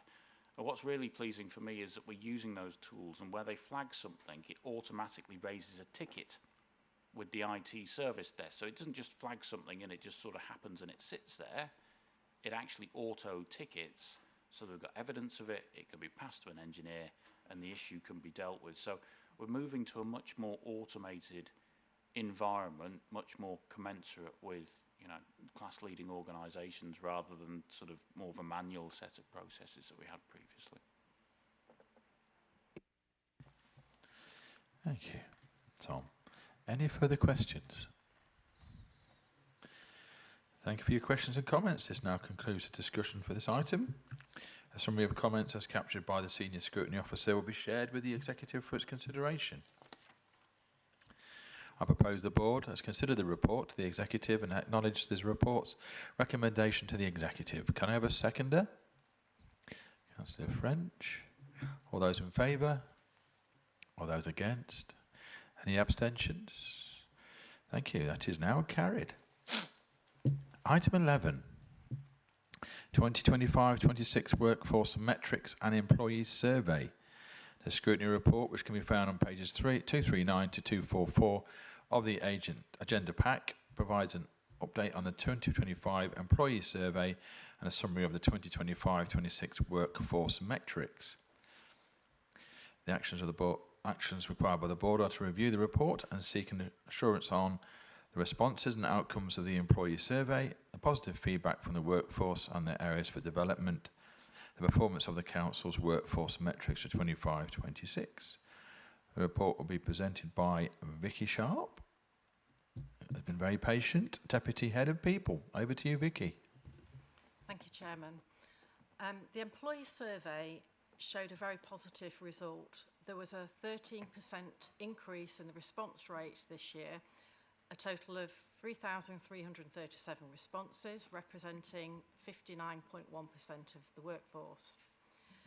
Enabling use of a QR code this year that could be accessed by mobile phones increased participation for frontline workers in areas where responses had previously been low. The table on page 240 shows a 79.9% overall engagement score with a breakdown by directorate. Please note there is a typing error in the paper and the engagement figure for Lincolnshire Fire and Rescue was actually 72%. Headlines include 77% of employees said they would recommend LCC as a place to work. 82% would also recommend their line manager. Positive themes from the survey include a high level of trust in line managers, a positive culture, supportive teams, hybrid working and access to health and wellbeing support. Areas identified for development include leadership visibility, communication and engagement about the work of the council, workplace space facilities and improving recognition and reward. Actions taken since the survey include open access to the dashboard for all employees to give full transparency for results and people can look at their own areas. Facilitated directorate-based workshops for developing local action plans. Discussions through the People Strategy and Culture Board and CLT. The Chief Executive did a video briefing of the results and there's a planned pulse survey at the end of this year. At the bottom of page 241, the end of year results for key workforce metrics are listed. The metrics show sickness absence rose to 7.95 days per FTE, which was above the 7.5 target. But please note it is still better than the LGA national average of 8.8 days. Voluntary turnover remains very low at 7.86, which is better than the national average of 12%. In terms of that voluntary turnover, 21% of this is age-based retirement. Agency spend reduced by 861,000 compared with Q4 of the previous year. Further detailed breakdown of all our HR metrics by service area is provided to all heads of service every month. The HR advisory team present and discuss the data in more detail at key directorate management meetings to assist managers to identify particular trends and issues and look at local actions to address. In addition, we continue to develop our extensive employee wellbeing offer to provide support which helps get staff back to work more quickly and to prevent sickness. In terms of agency spend, we've made very positive action to reduce this, and this work continues through this year through joint working between the HR resourcing team and managers, supported by detailed data breakdowns that are provided monthly per service area. Our contract with Matrix, who is an umbrella provider, negotiates the best rates on our behalf. We continue to target any off-contract agency spend to reduce that during our contract review meetings. And through the value for money audit on large contracts, a number of actions were identified which were all completed. So the overall report demonstrates positive progress with ongoing work identified for any future improvements. happy to take questions, Chairman. Thank you, Vicky. Councillor Corey. Thank you, Chairman, and thank you for spotting that I was going to jump on your typo. It's quite significant, so thank you. But I am going to ask a question on the table on page 240. There is quite a variance. I think the engagement scores are high, but there is a variation. So can you explain that? And is it partially explained? Because some teams work remotely. Some are based in Lincoln, in County Hall. Some are based at home. Some are based at Netlham, and some are based in fire stations. So can you, is there an explanation of that variation? And even within fire and rescue itself, is there a difference between those who work at HQ, Waddington, and those retained firefighters who are home-based and only really contact the service when they're in uniform in a fire station? Thank you. Or in a fire truck. Thank you. In terms of the overall difference, I haven't got the whole level of detail in terms of breakdown staff survey. Those areas are shared with directorates. I am aware that the fire and rescue scores are lower. This year we got a much higher engagement from fire and rescue in our corporate survey. Traditionally it's being very low, and the reason for that is primarily because of the high number of on-call firefighters, which the majority of the service is. I'm not sure it's necessarily linked to whether they're at home, but I think there are very specific cultures in individual fire stations around that fire station, and therefore there is a big variance. So there is more detailed work going on with fire and rescue. They've been provided with quite a detailed report to look in more depth about the issues that have arisen there. Thank you. If I may then, Chairman, thank you for that. That all seems to make sense. So is this something then that will be going to community safety? I think the committee is now called. Will it be going to that committee for further scrutiny? In terms of governance, there are various places this is discussed in terms of those local meetings that take place in services. So and also through the culture board where fire and rescue have a place. So they'll generate their own action plan. They'll take this in conjunction with any other relevant data that they have from their external audit and other things that give that whole picture, along with their employee HR management information data, so you get the complete picture. But I think it is worth recognising that lots of the on-call firefighters are only employed by us for 2 hours a week during their drill night. The rest of the time they work for another employer. So their opportunity to be engaged in the wider council activities is very limited, and that has always reflected in the survey. So I guess encouraging them to take part in the survey, and the much greater response was a big improvement, and it gives us an opportunity to see the themes and the things that they've raised to be able to look at how they can be addressed. Thank you, Councillor Corey. Councillor Finlay. Thank you. Yeah, I think it's really, really valuable information, this is. I don't know how many schemes have been similar to this on a survey point of view, but when you read into it, it looks really good on the surface, with the positive percentages, but then you look further into it and you think, what was it, 3,300, which was 60%, is that right? 60, just short of 60%. And it made me think, well, 40% of people, were they aware of this? Could they not be bothered to do it? So that concerned me a little bit. But then getting back to the 77% of those that did responded, they did positively. And then when you work that out, I think it works out just short of under 800 people didn't respond positively. So my question is, how are you addressing those non-positive, or is there a better explanation that they didn't respond positively? Obviously, I'm thinking in my mind, did they respond negatively and they've been shoved aside? Or is there another explanation for those not responding positively? Okay, so all the results are completely transparent, so none of the negative things have been shoved to one side or ignored in that respect. Work is going on. All service areas and directorates have more detail of their results, so that they can look at what the themes were and where areas that are for improvement specifically for their services and for their areas. Compared to kind of benchmarking, a staff survey response this high is very good. So yes, we appreciate there are 800 that haven't.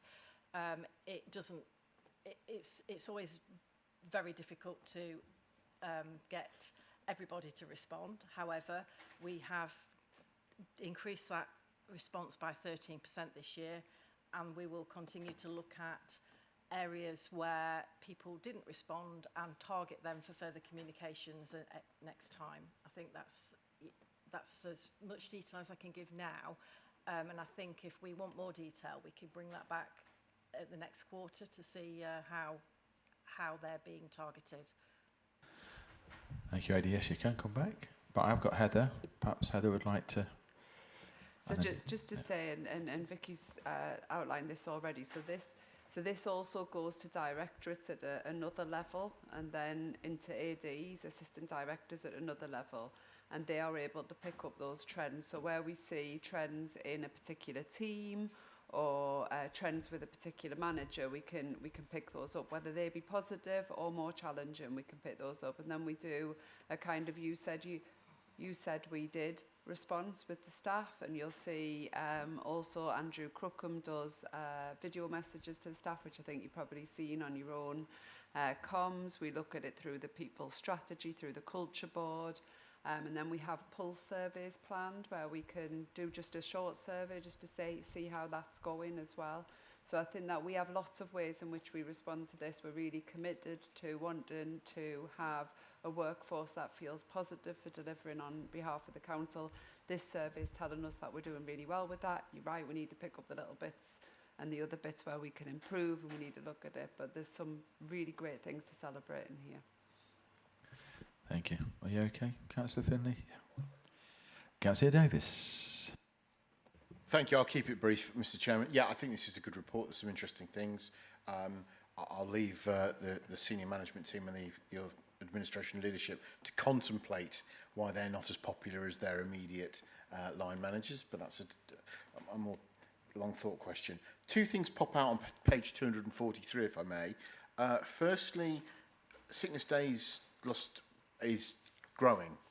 I wonder why that is, if you could provide some more information about that. And secondly, and perhaps more concerningly, why is corporate so unpopular compared to place? It's a shame Andy and Mark aren't here, actually, but I'd be keen to understand why the turnover rate in the corporate team is double that in the remarkably cuddly and friendly place team. Okay, so there is a trend nationally for sickness to have increased. We haven't increased as much as other councils, is the first point. There's not one particular reason that can be, said is the reason for that increase. If we can look at the top reasons for sickness, and that's what we do, and we target those reasons. So, for example, like other employers, the top reasons tend to be the stress, anxiety, and other mental health conditions. There's also cancer, musculoskeletal, particularly in areas like fire and rescue. And interestingly, the top place in one service area place was hospital and post-op recovery. And that continues to be the top reason in place this year. So whether that is partly because the NHS is catching up with its waiting lists, I don't know. That's what we hear in the news. So it's a complex area. What I can say is we provide an awful lot of detailed information every month to all our service areas, and the HR advisory team discuss with that data with managers so that they can assist managers in identifying any particular trends and any actions to take. So that's actions with individuals where appropriate, and it's actions as a team if there are any underlying themes. In terms of corporate, it's a very small number of people working corporate. So if you have one person off sick, it becomes a massive percentage. So one person long term, and it could be post-op recovery, etc. That is a big thing. We also did have in this last year quite a high number of over the winter period. There is a fluctuation over the seasons. We had quite a high number of flu and other respiratory viruses impacting on a lot of staff that are not normally off sick, were taken a week or more because of the seriousness of some of those viruses on occasions. So that did impact in this last year. But what I would say is I'm very confident that we do have very robust practices in place. I looked at the turnover data earlier, and we do have a number of ill health retirements and dismissals last year where, you know, we've managed staff out of the business if they are going to not be able to work regularly. And we work really closely with managers, and we know the cases. So my team know that all the long-term cases are being managed. They follow that up with managers, and I think that's why we've seen that we are generally high performers in the area of absence management. Thank you. Can I ask a question, Vicky? Of course. I know that our, first of all, I presume that FT stands for full-time employee? Full-time equivalent employees, yeah. Good. I noticed that obviously we're about 8%. The actual average for sick percentage for the civil service is about 11 or 12%. But the actual average for the private sector is 4%. I know why that is, and that's down to the actual sick pay received in the civil service is far higher than the private sector. But I'll just sort of mention it, because I don't expect you to answer that question, because you can't. Anyway, right. Councillor Smith. Put you on the hop. It was good to see that there's positive trust in the line managers. But how do the line managers then pass on the concerns to ensure the individuals feel that they have been listened to? And do they get feedback once the complaint or whatever's gone through to the line manager? Do they then get the feedback? In terms of complaint, I guess you mean comment in the staff survey. So it is anonymous, so it's very difficult to do that on an individual basis. But what we do is, as I've said, we've had complete transparency. The first year ever, we've made all the staff survey results available to every member of staff, and they can focus in on their areas and look at what their results were for their areas. Managers are encouraged to have through the groups that we've talked about and the work that's going on, the action planning, to be able to identify any particular bits for their section, and then we collate in those actions and results from that, and as Heather mentioned, doing the you said we did in providing that feedback through regular briefings and any other opportunity. So it's very difficult to provide it on an individual basis. Clearly, if staff come to manager with a complaint through a different process, then they will have a response to their complaint through those other processes. Thank you. Councillor Hill. Sorry, can I just, sorry. Sorry, you can, Heather, yes. Yeah, just to add in, I think the question around their direct line manager and their more senior managers, I think, so just to say all their direct line managers are then managed by more senior managers, so they have those conversations about how are the team doing. We also do staff briefings, we also do staff engagement, we do days where directors go and visit, and I think it's really important, the first line manager element, because actually when you go to work, it is your manager who makes a difference to how safe you feel at work, how valued you feel at work, and in reality, no matter how hard I work, that I will not undo a manager's good or bad work. I'm there to set the context and to work with councillors and to get decisions around policy decisions. But I think that first line manager is really important and is what our frontline staff feel a difference in their day-to-day work. Thank you. Thank you, Heather. Councillor Hill. Yeah, normally good practice when you talk about a survey to enclose the survey in the committee report, because frankly, I mean, I think this is the most superficial report we've had today, and I don't want to go back to previous meetings where, so I do think we don't know what the questions were. I mean, I appreciate that probably staff will be less inclined to participate if they felt it was then going to be debated in a public forum, but bearing in mind this is a report to the executive, hopefully there'll be far more detail. I remember in the past that what was the number one concern you had? I can't park my car. I think that's probably still there, even though we now have... Seriously, that was always number 70% of people said, well, how do you like working for the county council? Great, but I can't park my car. And we may laugh, but if you're on a lower salary and you're having to pay a lot of money every day, it becomes a very big issue. So I do think there's a lot more detail, which I don't... Interestingly, I'm not sure how much more detail we would want in here to discuss publicly, but I do think, I hope the executive will get a lot more background of what the lessons are on that. Second one is on employee numbers, which are growing. Now, I think there needs to be more finesse here, because on the one hand, we can think, well, with more technology, we should be reducing, but on the other hand, we need to remember we've done quite a lot of insourcing, but on that, we've insourced the CSC, which is several hundred, 200, I can't remember. According to this, they don't seem to register unless there's been a massive reduction elsewhere. Because in quarter 5, I think they should have registered, shouldn't they? That's a lot of staff have come in, and it doesn't seem to be on the system. The staff are all on the system, so the employment figures are correct.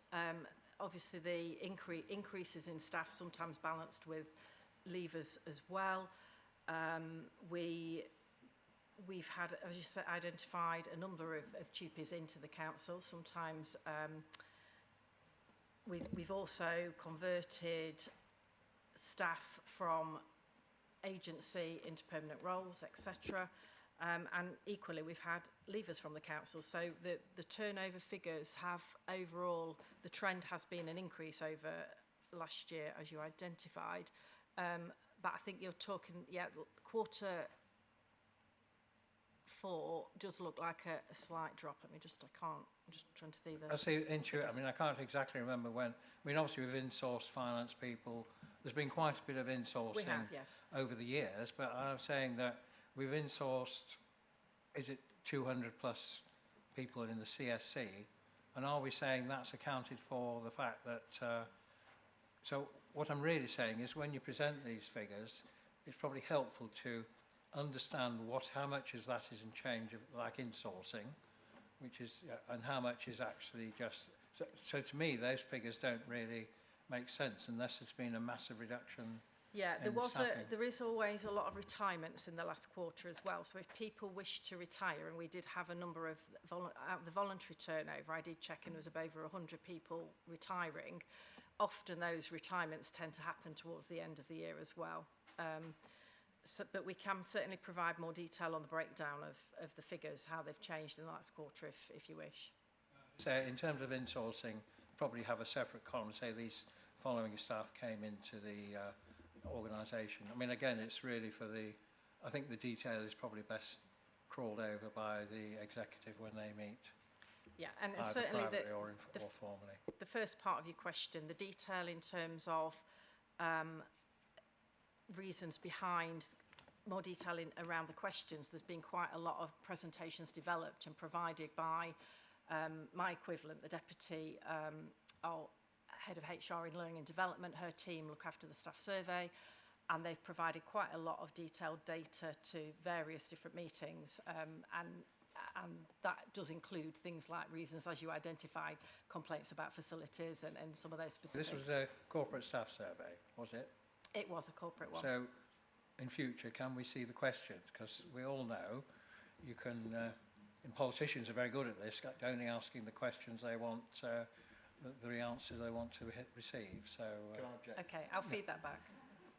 I'll feed that back. For example, we had, I mean, it's not a staff survey, but we had the meeting last week where, why didn't you ask the members of the public whether they wanted more hours opening in the tips? And the answer was, well, we didn't ask them because we didn't really want to, we didn't like the answer they might give us, which, so all I'm saying is until you see just let's see the report, the questions, and then we can understand better. Thank you. Okay, we'll take that as an action. Thank you.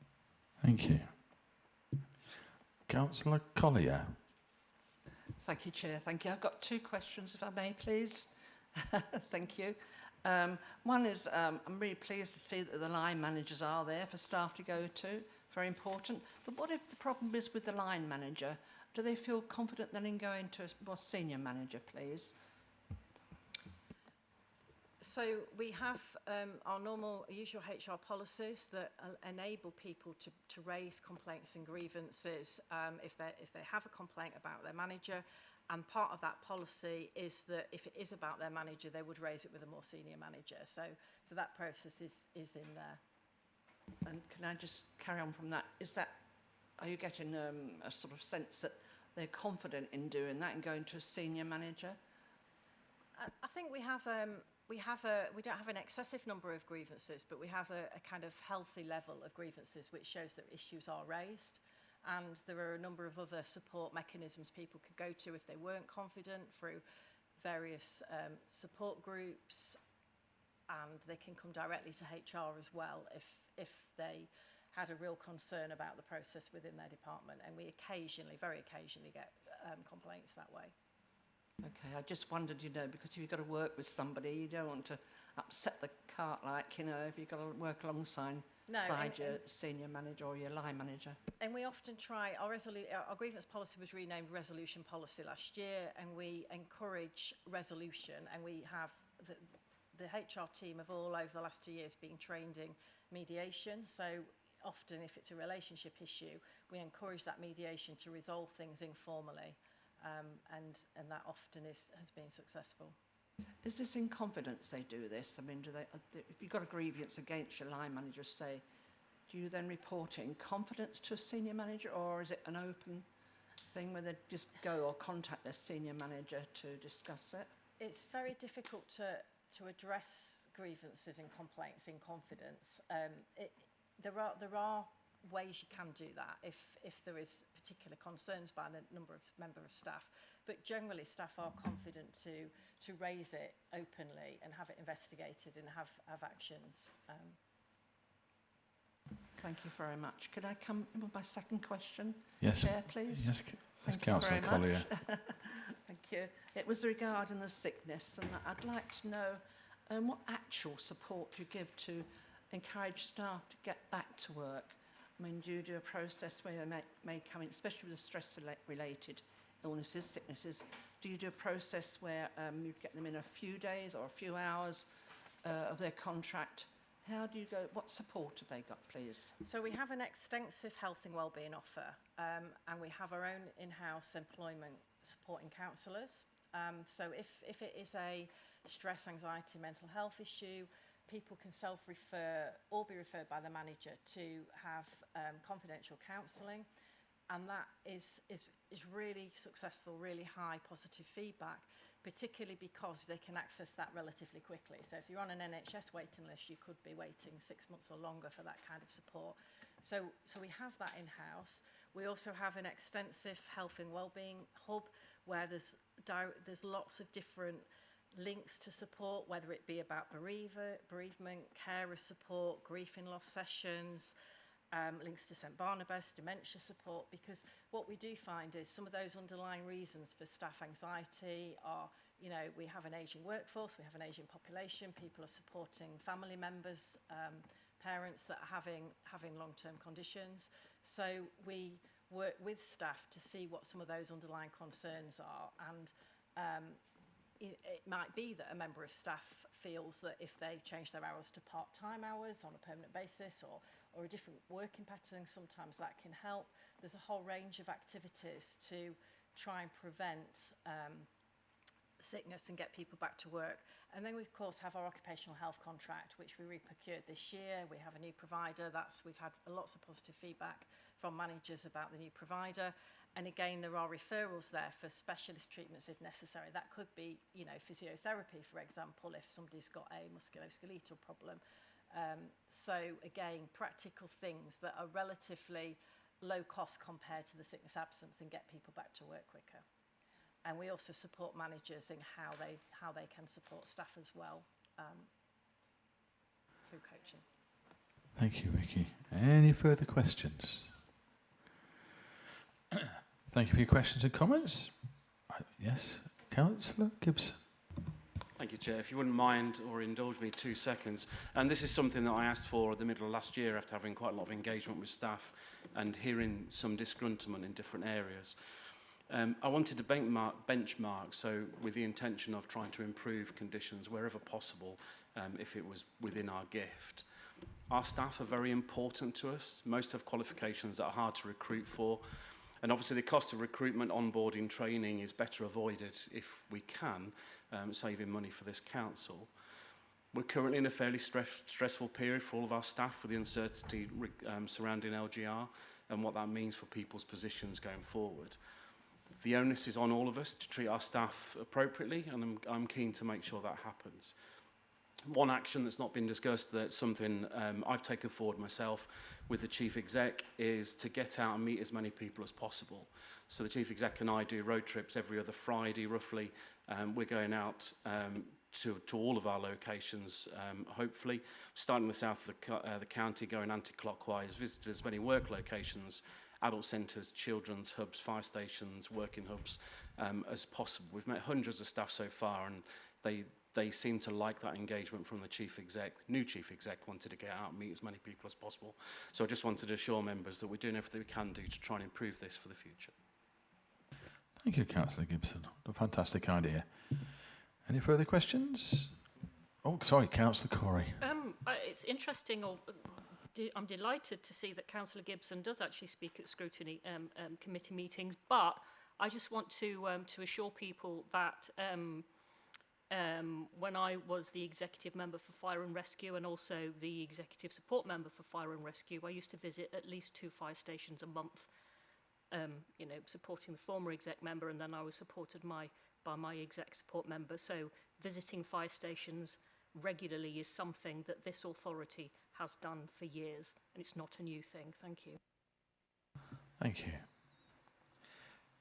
Thank you. Thanks for your questions and comments. This now concludes the discussion of this item. I propose that the board has reviewed the report and we have been assured that the responses and outcomes of the employee survey, the positive feedback and the workforce on the areas for development and the performance of the council's workforce metrics of 25-26. Can you please raise your hands if you agree? Thank you. That is carried. Item 12, Overview and Scrutiny Management Board Work Programme. This item is on the pages 245 to 256 of the agenda pack and sets out the work programme of the Overview Scrutiny Management Board. The actions required by the board are to review and agree the board's work programme as set out in this report, highlight the discussions, any additional security activity which could be considered for inclusion in the work programme.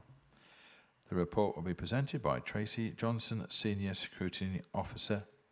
Over to you, Tracy. Thank you, Chairman. The work programme is set out in your agenda packs. The board's next meeting is on the 27th of August. We currently have 3 items listed. These are the Council Plan Performance Framework for Q1 of 26-27, the review of financial performance, again Q1 for 26-27, and both of those are for pre-decision scrutiny prior to going to the executive on the 1st of September. In relation to the previous item, we'll be also receiving the Q1 26-27 workforce metrics, so that's sort of a follow-on from the item we just considered today. Also, just to highlight under information-only items, each agenda has added an item in relation to the Councillor Community Grant Fund.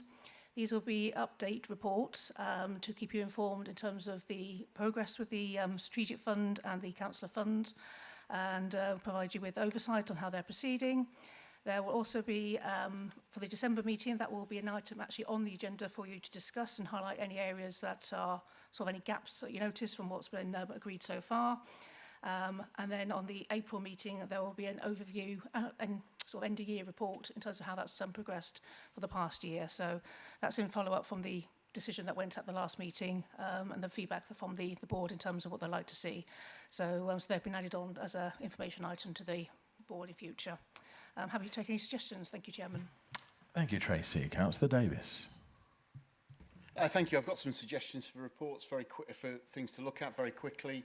I think it came up today, capital expenditure. I think some kind of regular report on capital programme slippage I think would be useful. We hear a lot about savings and transformation. Equally, some kind of dashboard that shows us month to month whether those savings are being found. I also think in light of the IT report, maybe something similar there to give members a bit more regular feedback. I know from a certain extent it goes to audit, but I think there's a service delivery element that sits here.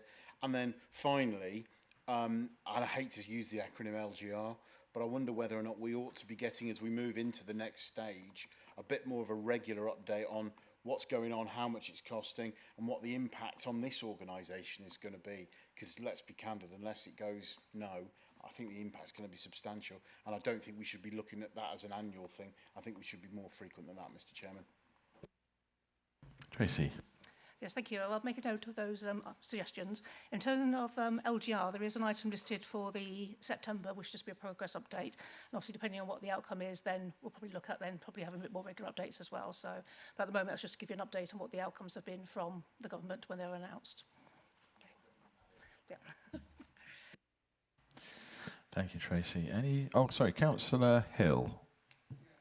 Just briefly, I think obviously if we get a result, LGR result, which is we don't agree with, I presume, if there is a thought, there might be a consideration of a challenge, a challenge to that. Presumably that would come for scrutiny. But I'm just asking the process in terms of, I'm guessing if it's a mess, there'll be general support for a legal challenge. But I just asked the question. The second one is in terms of dashboard of decisions made and actions taken. For example, we did ask for the performance indicators which have been dropped to be reported back. I'm still waiting. So I just think probably a bit more rigorous. This has been asked for and can't wait because we've not had it yet, and that was about 2 meetings ago, wasn't it? So I think we did ask for it. We've not got it. Yeah, sorry, Richard. Yeah. Councillor Davis. Yeah, thank you. I think that's a good idea, almost like an action tracker. I know it's occurred at highway scrutiny, which I appreciate is the next agenda item, but I think sometimes feels like there's a bit of a disconnect. Members across the committee room are saying, oh, could we have this, that, could we have that? It would be nice if that was recorded separately, if that's possible in the minutes.